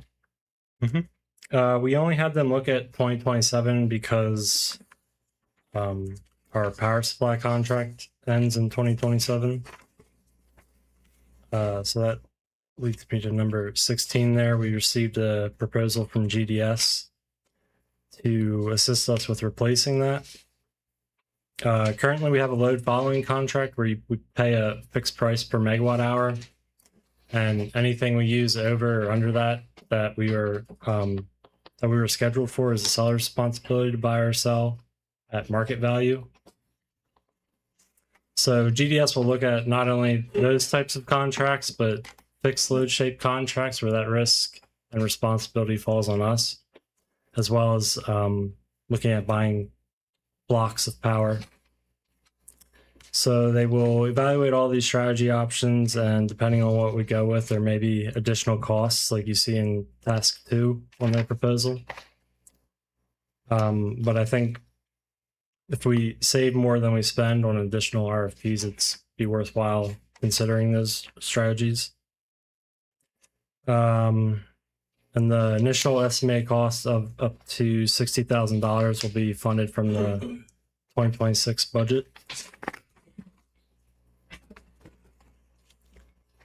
Next, number 17. Rob, can you explain a little more, so we know the difference between load following contract and a 5-year contract? Pretty much is set a fixed energy rate. This isn't your PGM stuff. This is the Energy rate, yes. the people who produce generation. And we've had a fixed generation cost for 5 years. GDS is going to look at that sort of style of agreement. However, they may not be able to find as many generators willing to do that type of deal and lock a set level price in for 5 years. So when he talks about buying blocks of power, that would be where you might lock in a rate for 3 to Couple 6 years months, a year, but then you have to go shop again for the best rate. Kind of like these people in private electric, where they shop, they have an opportunity to shop all the time for their energy. That's what we would be doing. Now, what comes from that though, and when we got away from it, we used to do that way, buy blocks of power all the time up until I think around 2012, when they decided to go with load following because they wanted a set rate. So there's a gamble. You might not be getting the best rate when you stretch it out for 5 years, but it's smooth, so people don't see a lot of change. When you go to these buying blocks of power, this is why you'll see, like our ordinance talks about setting the rates by resolution, because you might have to do it frequently at some time. Suppose you're at near the end of a 6-month or 1-year block of power, and all of a sudden it jumps up. For whatever reason in the economy, in the nation, power just goes really high, and you need to buy it because you have limited time to get that deal locked in. The ordinance takes longer than a resolution. So, any questions? We'll see all those different scenarios the GDS is going to look at, but Yeah, they're going to look at all the different strategies and yeah, hopefully give us the see best what they think is options. best. But Yeah, I think I said the initial estimated cost of up to 60,000 will be covered from this year's budget.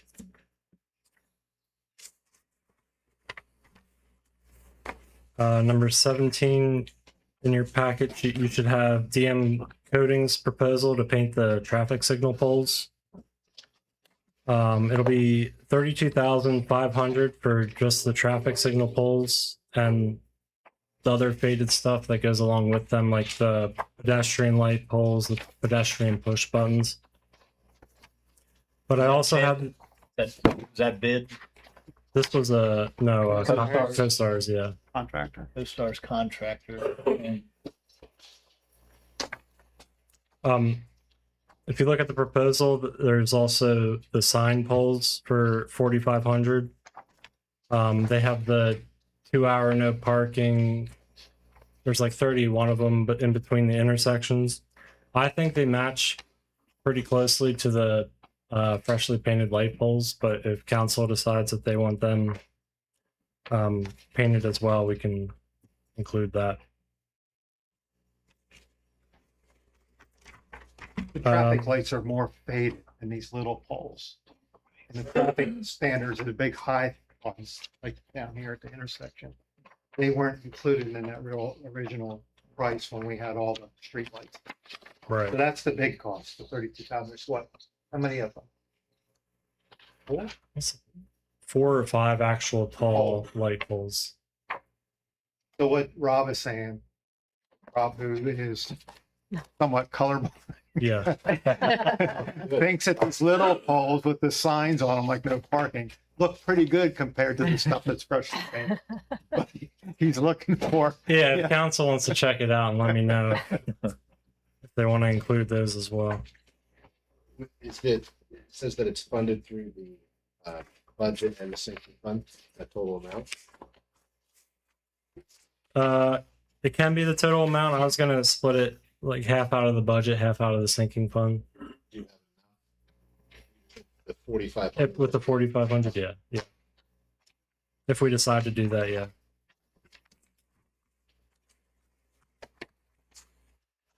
Looking for direction from us on this.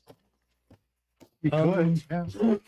These for $4,500, you think it's worth it to add If that? you already know what they look like, I think they look a lot similar.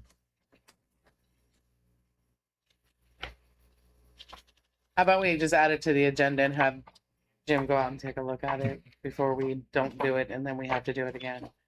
Okay. Spruce Street update. They are continuing work on the SCADA and the integration of the Mill Street SCADA. 3 outages since last report, 2 squirrel contact, and then the July 4th storm.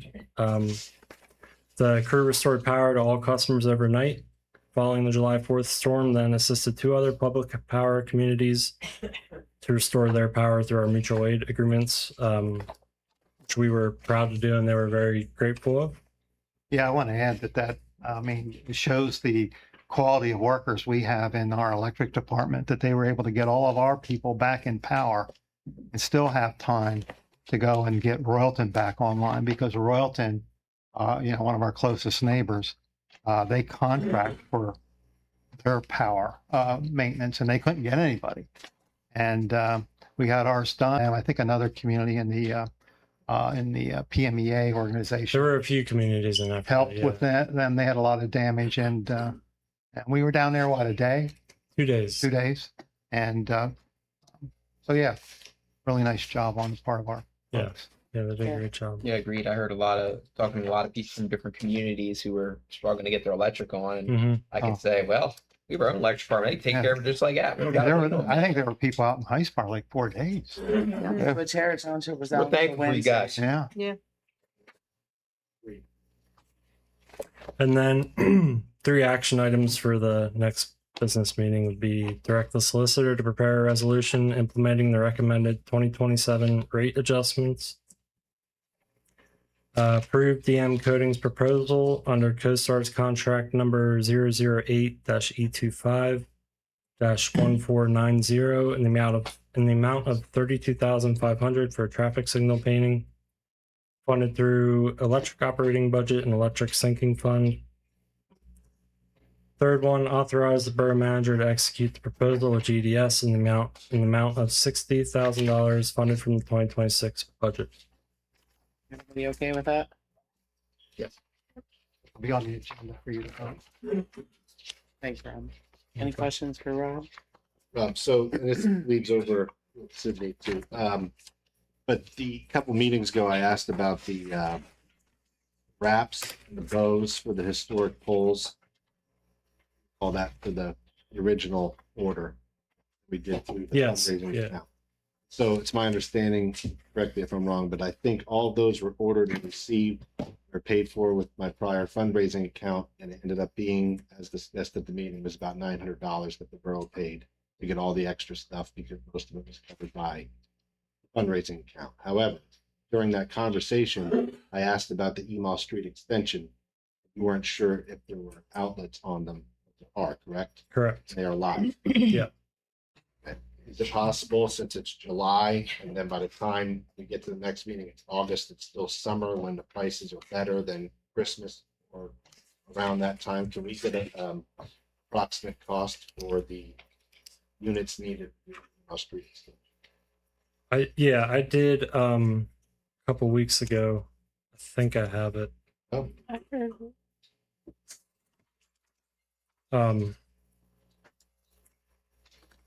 For 22 pole wraps, 44 ribbons, 7,446 cents.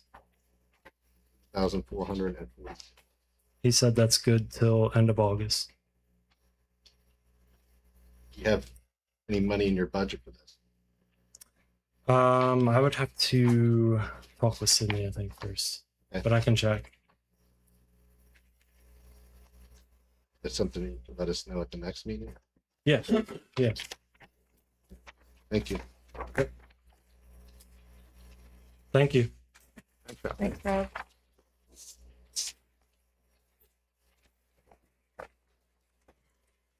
Number 15. Emergency management, Tom Foreman. Good evening. Evening. 129 hours office. The cooling station opened twice for the 30. I opened them 35 hours. We didn't have anybody, but glad to have them open. So I attended the HIA emergency review plan for next year. That's about it. Thank you, sir. And TMI is be receiving 2 gigantic transformers in this weekend, either railroad or truck. So be Saturday and Sunday, something to see. So Yeah, I think I read, Tom, where the train's going to stop somewhere around the Royalton Yeah, they're Junkyard. doing both. Yeah. Transfer there. thank you. Thanks, Tom. Thanks. Sydney?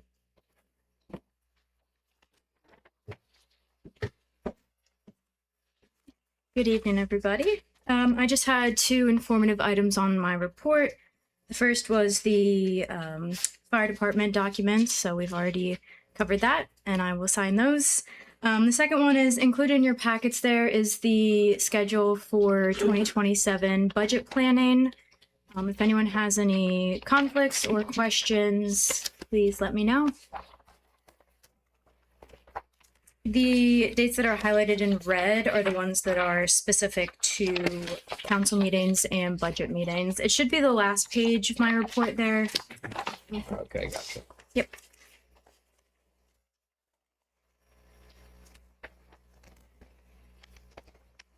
Got it. Did I say that wrong with the expenditure for the pole wraps? Did I get that wrong? I'm looking What at this part? because it says there was an expenditure in March of $9,000. And it look, am I reading that incorrectly, that it looks like there's still a balance there? We haven't received the bows yet, so we're still waiting on that. So this amount that's here will go toward that. Yes. Not even extending it. Okay. Thank you. Any questions? All right, thank you. Thank you. Matt? Excuse me. Good evening, everybody. A lot of storm damage, just like Electric had. Highway was dealing with storm damage. Number of trees came down, large pieces of trees. We had approximately 7 to 8 trees that either came down totally or more than half of the tree came down on a bunch of our properties, along with a lot of other significant sized branches. So I think along with Rob's department, we'll be happy if the storms are done for the summer season here. We've had enough. Just a couple good days of rain and we'd be happy. Staff's been working on a storm sewer collapse pipe down on Susquehanna Street at the intersection with Wood Street. Been dealing with that down there. We should be paving that tomorrow or the following day. Staff also paved the access roadway out at Fry Park yesterday, and we will be continuing to finish that up out there. That project is coming to a rapid completion. We did solicit some bids through the CapCog program for microsurfacing of 3 streets here in town. As you may be aware, the CapCog bids are submitted in December of each year for the following year. And I put in for Wood Street between Nisley and Emall Street, Grant Street between Wilson and Mud Pike, and East Emall between Union and Race Streets. And Stewart and Tate was the low bidder in the amount of $67,665.60, and that will be covered under in the 2026 annual budget under the paving and street maintenance line item. That was an action item. Did some work at the library, replaced a water heater and some plumbing up there. And MEBA said they will address the dilapidated shed in Fry Park. He was out of town on vacation last week. They're in town now, so hopefully he gets to it this week. I'll follow up with Dave Thompson and find out where that stands. A couple action items. There was an intermunicipal agreement for purchasing salt brine from Highspire Borough. I'd like to move that onto the business meeting agenda. Place approval of the microsurfacing project with Stewart and Tate as outlined above on the business meeting agenda. And place approval of purchasing a Falcon 4-ton hot box on the business meeting agenda. Essentially what the hot box is, it's an insulated trailer that is heated with diesel fuel, and it allows us to get hot mix asphalt from a plant, and we can keep it up to 3 days in the trailer and use it. Right now, we have to use hot mix off the back of the truck, and it starts to cool off pretty quickly and gets difficult to work. So the hot box will allow us to do larger repairs with hot material instead of having to use cold patch. It will be a good tool for us for maintaining our streets. That would be paid for out of liquid fuels funds. That was also in the 2026 capital budget. Does anyone have any? CoStar's provider too? Yes, yep. Yes, it is. Any other questions? I got a question now. Yes, sir. Talking about Fry Park, what about the big old shipping container that was 7 Stars football? I'll reach out to Percy this week and see if they're going to utilize that and see where that stands. They may still be utilizing it. I'm not sure. Okay.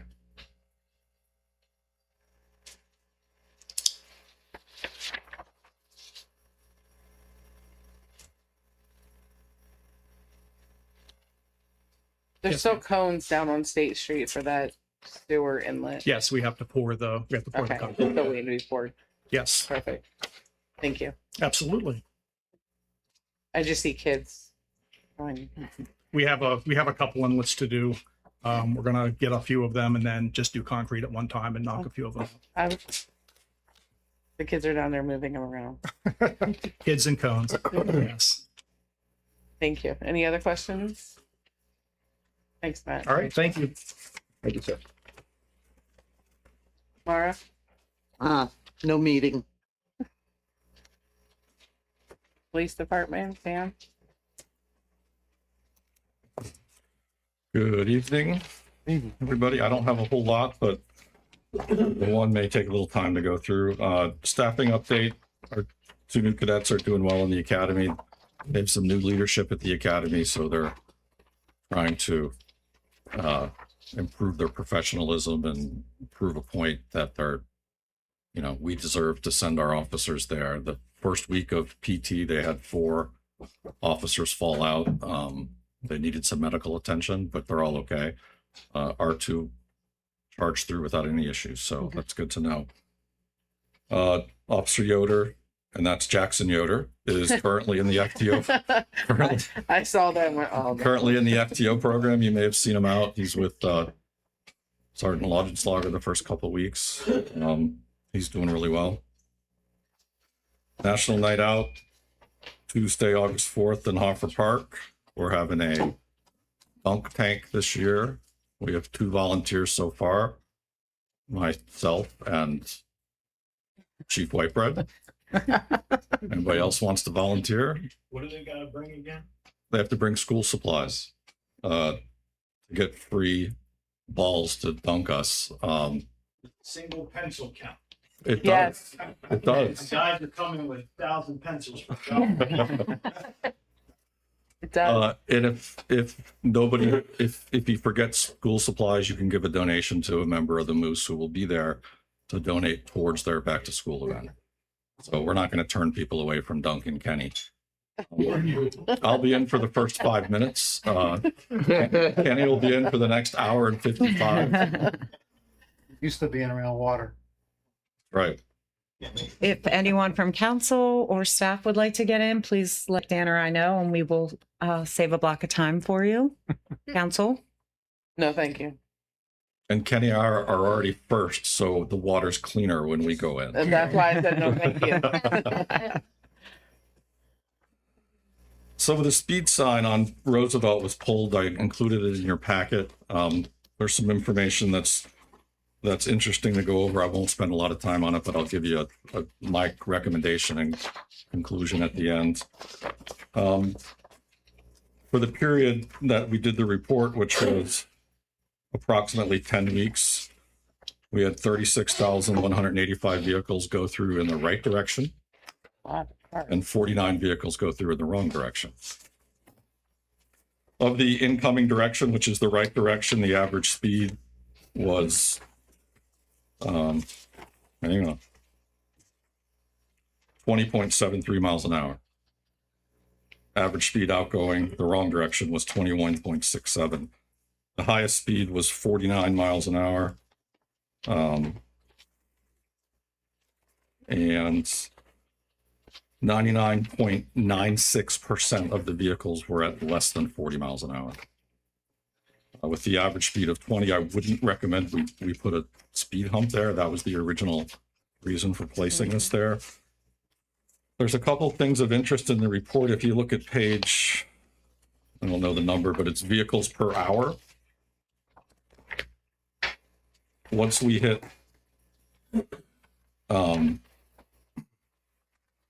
the end of May and the beginning of June, you can see without Penn State in session, the vehicles dropped to about half. So we can conclude from that, we may be able to conclude from that there are quite a few people cutting across to get to campus from Vine to Union. It might be worth putting the sign back up during the beginning of the semester just to remind people to go slower.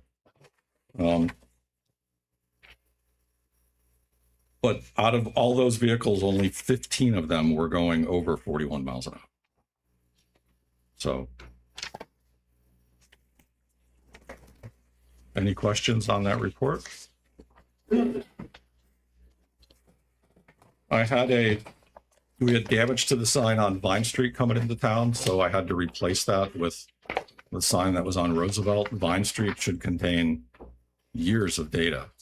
So if I extract that data, I'll provide it to you also just for information purposes, but there should be a lot of data in that also. So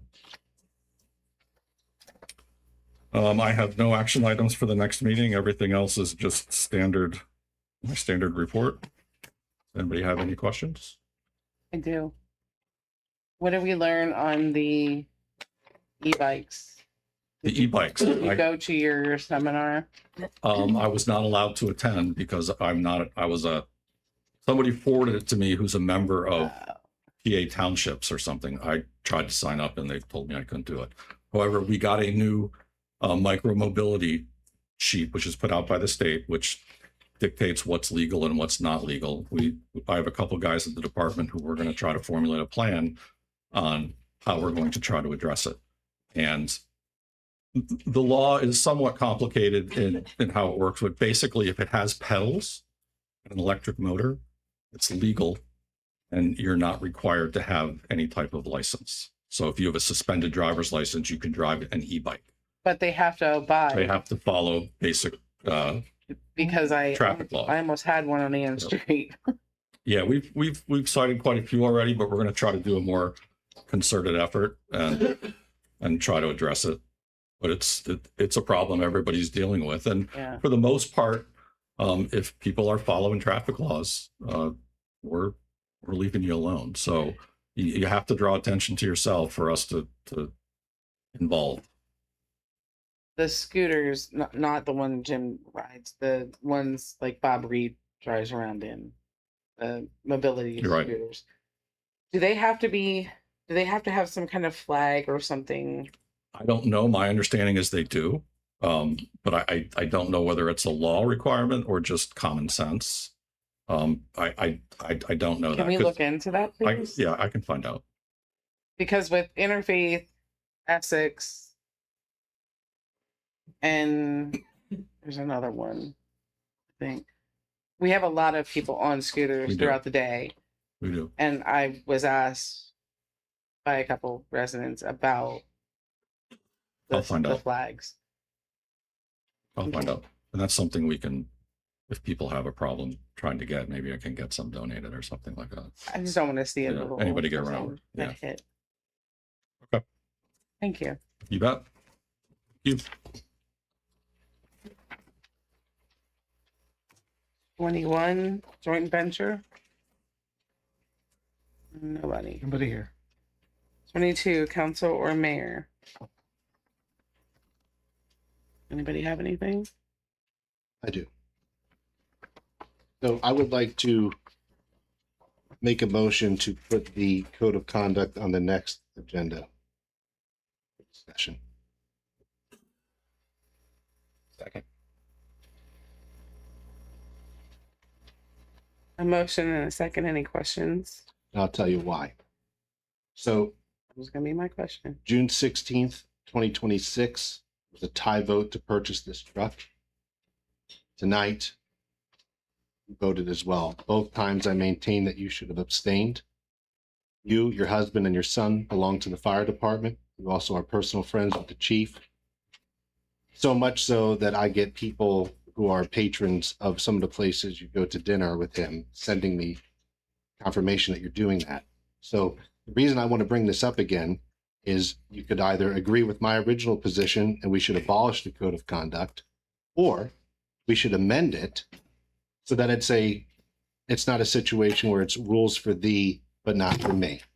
Because during that discussion at the beginning of the year, you represented that my relationship of having hired Eckerd Siemens as my personal attorney in my private life that had nothing to do with the borough was a problem because of public perception. That conflict of interest, according to you, was public perception.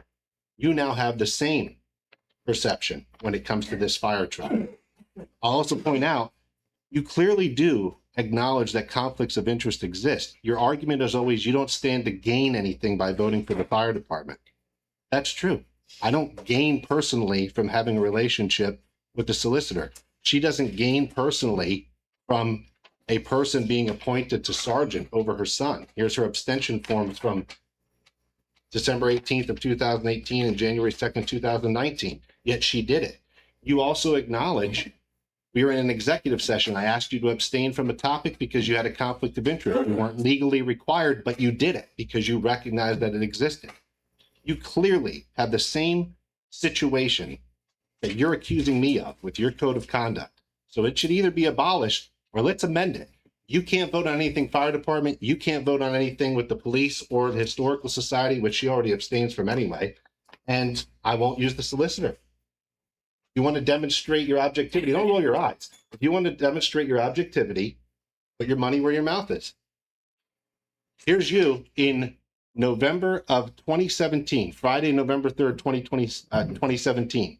You're emailing me and then Council President Damon Surya saying, I want her, Jenny Miller, I want her out of any police issues or discussions. Why? Because you think she has a conflict of interest. So why does it apply to only Jim Curry? But can I ask you a and Pat Lister? question? What do I gain by this fire truck? What do I gain? What does my husband gain? What do I from this gain fire from truck? using the attorney I want to use in my personal life that had nothing to do with anything Because he borough-related? represents the borough. Dawn, you belong to the fire department. Why does Jenny Miller? There is a motion and a second. Yes. Can we have a roll call, please? Yeah, please do. Mr. Curry, Absolutely. Mr. Lister, Yes. Ms. Miller, No. No. No. I'm glad that that is documented. So am I. I am. Anybody else? Oh, you've spoken. Jim, whatever. I have something. Anybody Get else? over yourself. You're making rules that only apply to me. You obviously know she thinks the same thing when she's documenting in an email that she shouldn't be talking about the police. Okay, we're done. What is made up here? Guys, I have a What's question. made up? I have a question. Ask her. Your children are in MABA, right? Yeah. So you shouldn't have to vote on anything. I just said, if you want to do that, I'll gladly abide by it. Whatever situation I'm involved in, I won't vote. All right. She doesn't vote on police. She doesn't vote on the historical society. She doesn't vote on the fire department. If you don't like that, the blanket rule across the board, then just abolish the code of conduct, or at least that provision of it. Otherwise, it's not fair. You're targeting.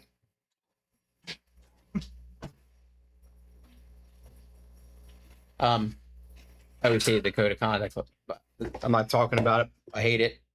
I would love it to go away. Whatever. I would like to make a motion to, or put it on the agenda. I want to reimburse the fire department for doing this study.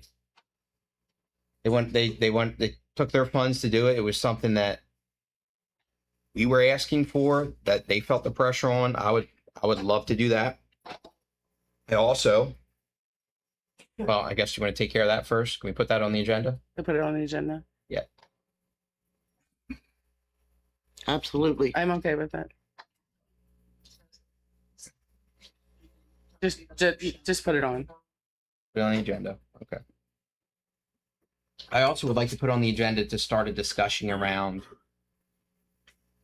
long-term vision planning, study, casting. I don't know how you want to term it, for the borough and the fire department. Kind of like a similar to the feasibility study what Lower Sodera had, but I want to have a good idea, have someone guide us, so the fire department can get what they need, so we can get the information we need over the next 5 to 10 years. I want it for the whole borough, not just the fire department. Whatever you want to do. But I'm concerned with the fire department down the road financially. Grace, I'm okay with that. Anybody else? Seeing none, now's the time for public comment.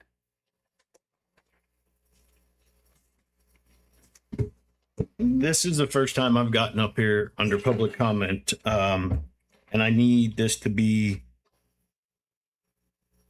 I need it to be heard, but I don't know if it can be heard, and that is Kenny Whitebread, 407 Keener Avenue, not Kenny Whitebread, Fire Chief. What I just heard between Councilwoman Knoll and Councilman Curry, I understand you guys have votes in these possible conflicts. I don't have a vote. I don't have a conflict.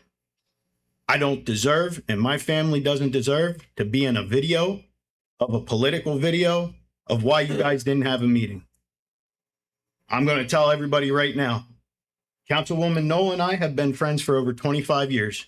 He babysits my 13-year-old son. Yes, babysits a 13-year-old because he's autistic and he's comfortable around her. So if we go to dinner on a Thursday night at the Moose, That's my business. Doesn't need to be brought into a council person's video over a cheap political game.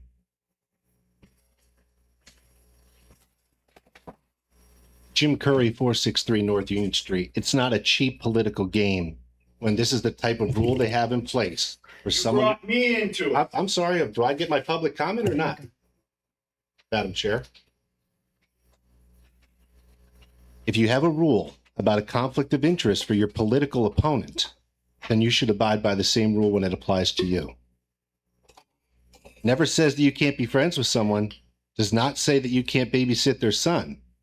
It says you should not vote on it per the rule that you chose to put in place, not I. I've been against your code of conduct since you introduced it. Twice this truck came up for a vote, and it's only because of you, a sitting member of the fire department, that it passed. Because the first time it wouldn't have been tied, it would have failed. And the second time tonight, you voted in favor of it and it passed. We heard your discussion all 4 times and the 45 This is my minutes, public comment, Madam Chair. and I understand. So don't interrupt me because I'm sure you wouldn't do that to your friend. Anybody else?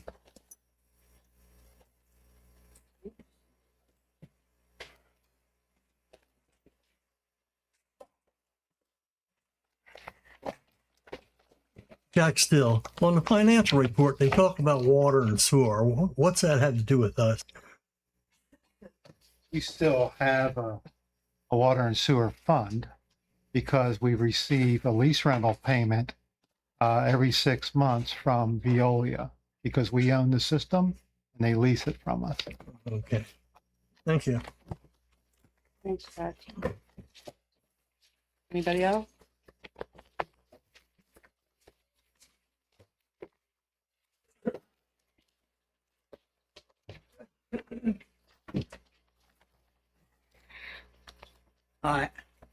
Al Perez, 911 Vine Street. Here representing the Mighty Raider football team. I'd like to know if I can get some information on the sheds and the concession stand at Susquehanna Street. If, I guess NYC doesn't own them anymore. It's the borough that owns them. I'd like to know if we get permission to use them for this season and how I go about doing it. Mr. Perez, I looked up the minutes of the last 2 meetings where we discussed that issue down there. And the most recent minutes indicate that you folks at that meeting had some issues to discuss about liability, and you were going to get with MABA, and you both were going to come in. I don't know what those liabilities issues were, but that's where it got hung up. With MABA sheds?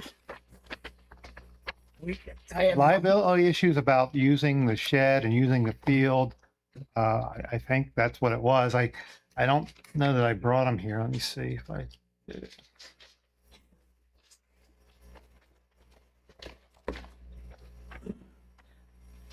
Wait a minute. I shared them today with somebody. Share them with me, Ken. You have them? My Jason phone, has my them phone too. died. Oh. Yeah, I don't know about the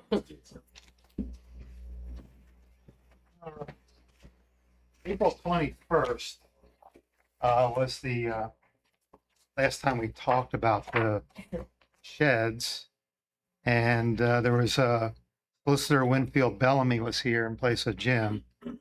She noted the borough could put as a requirement an obligation to use the shed in an agreement with Mr. Kleinpeter indicating a lease agreement would be needed, stating they would need to provide insurance and indemnify the borough. Cat Perez and Percy Maple were in attendance representing the Mighty Raiders football team. Mr. Perez noted that members are concerned about liability and want to discuss issues with MABA, and both will come to the next workshop. Councilor Curry stated he was envisioning a building with 2 separate storage areas and concession stand and will draw something up. Council Vice President Knoll noted that Councilor Curry's vision and that was Councilor Curry's vision and may not be what is decided on. And note. So, I think that was when there was discussion about putting building one shed down there. He's talking about the two individual I know. youth club sheds. Yeah, I know. Because at that meeting, I don't think the minutes captured it, but I remember Council President Willenbecker saying, well, we could discuss what Mr. Curry's proposal was, but in the meantime, for this year, we could look at allowing them to use the sheds, but there's still this issue of, and some agreement for use. Yeah, but I thought that the liability or the discussion they wanted to have with MABA was about a joint shed, not the individual sheds. That's why they talked about them coming in together, was about having one big shed. Okay. Yeah, That's they correct. have their own two sheds. That's Yeah. correct, but I think even using the Right, existing there's- shed, yeah. I think the solicitor at the time, Ms. Bellamy mentioned that there should be some agreement Right. drawn up for that use. Yeah, I think there's two different. I think when Issues. they didn't show back up at the next meeting, the whole Gotcha. thing got dropped. Yeah. Was set aside. So really, MABA has nothing to do with them using the two sheds. Yeah, I just reading that last section captured in the minutes, but But then we need something on our end. to So get my, them. my So question is, also, I understand, maybe I misunderstood this. One of the two sheds still hasn't been FEMA compliant flood-proofed yet, and that still has to happen. that's correct. I And think, and there's still things Matt in said they're all done. the shed. did you get done today, At least Matt? one of them. So they're both Oh, done did. now as of Okay. today. But yeah, when we were communicating, there was one, Okay. he must have been working on it today. Didn't you say there's stuff in one of them? Yeah, I thought I also heard there was still stuff. Yeah, there were in things one in them, of right, both, Matt? or Yes, Both of them? There were blocking yes. dummies and The I concession think stand has things. has food in it, didn't it? Yeah, there's some form of meat in the freezer. Yum. But there was appliances and things? in it? Yes. Yeah, there's microwaves, typical things you would see in a concession stand.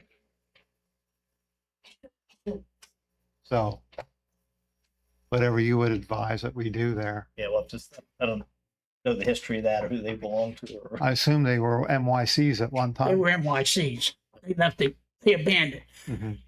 The shed now is filled with all the blocking pads, the pads for the blocking machine. Hmm. I've been getting them out. I have a key. Yeah. I'm Yeah, telling you right now- straight up front. Football started, I've been getting the pads out. Yeah, the borough took possession in order to get the FEMA regs. Yeah. Up the compliance and get that vented and locked down because we were anticipating inspections from FEMA this year. But now that our locks are on it, they're asking to use it. I don't know what the legal, let them have the blocking bags. They've been abandoned, right? I don't know if they could use them or Oh, using them. you're using them. I mean, I got, How about the meat in the freezer? no, I have nothing to do with that. I've been doing them since 24. But I'm using the pads. The AG's involved now with the NYC. I don't know if they're complying or not, but we need to use the pads, and if we could get the concession stand, it would help us with our finances. Yeah, we will want to have some sort of agreement. We would need to see the corporate formalities that we, have a real entity we're dealing with and insurance, naming the borough as an additional insured, those kinds of things. Are there two concession stands out there? Yes, there- Yeah, there's MABA and one. MABA and Are Mark. we able to get them a list of what we would need from them? I think that's the list. That's it. Yeah. Did you get that? What's that? Yeah, so we'd need your proof of what your entity is with the Department of State, your corporation or, so whoever's entering into the agreement and buying the insurance to protect the borough, that they're a real entity, nonprofit corporation or whatever. So the Middletown Youth Club was one. Right. Sounds like you know more than we do that the Attorney General's involved. Yeah, I didn't say that. Oh, I thought you said the AG. I misunderstood then what you were So saying there. So the Mighty Raiders have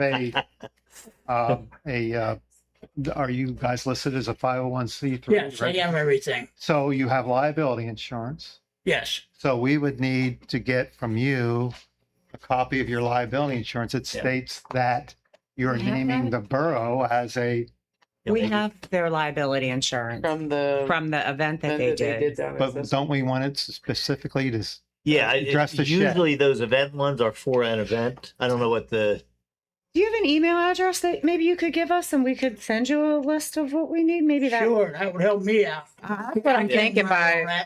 Yeah, I maybe give we my could. email. But you'll have to direct the solicitor to draft some agreement. yeah, but I think if we, I'm envisioning a very basic license Yeah. agreement. We'd want to be very clear though, if the borough says you gotta leave, you gotta leave. Oh, yeah, I understand. We're not locking in for 30 years. This is, No. I'm just, we're just we've asking been down that road for this before. season, yeah. All right, I'll give you my email. Thank you. Well, if you can give it to Grace. We can have Tim work on that for the. Yeah, that can be pretty basic. Anybody else for public comment?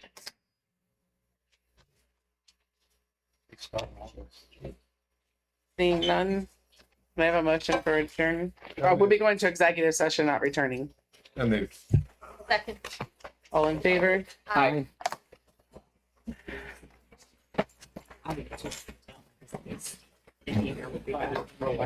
No, you're, yeah.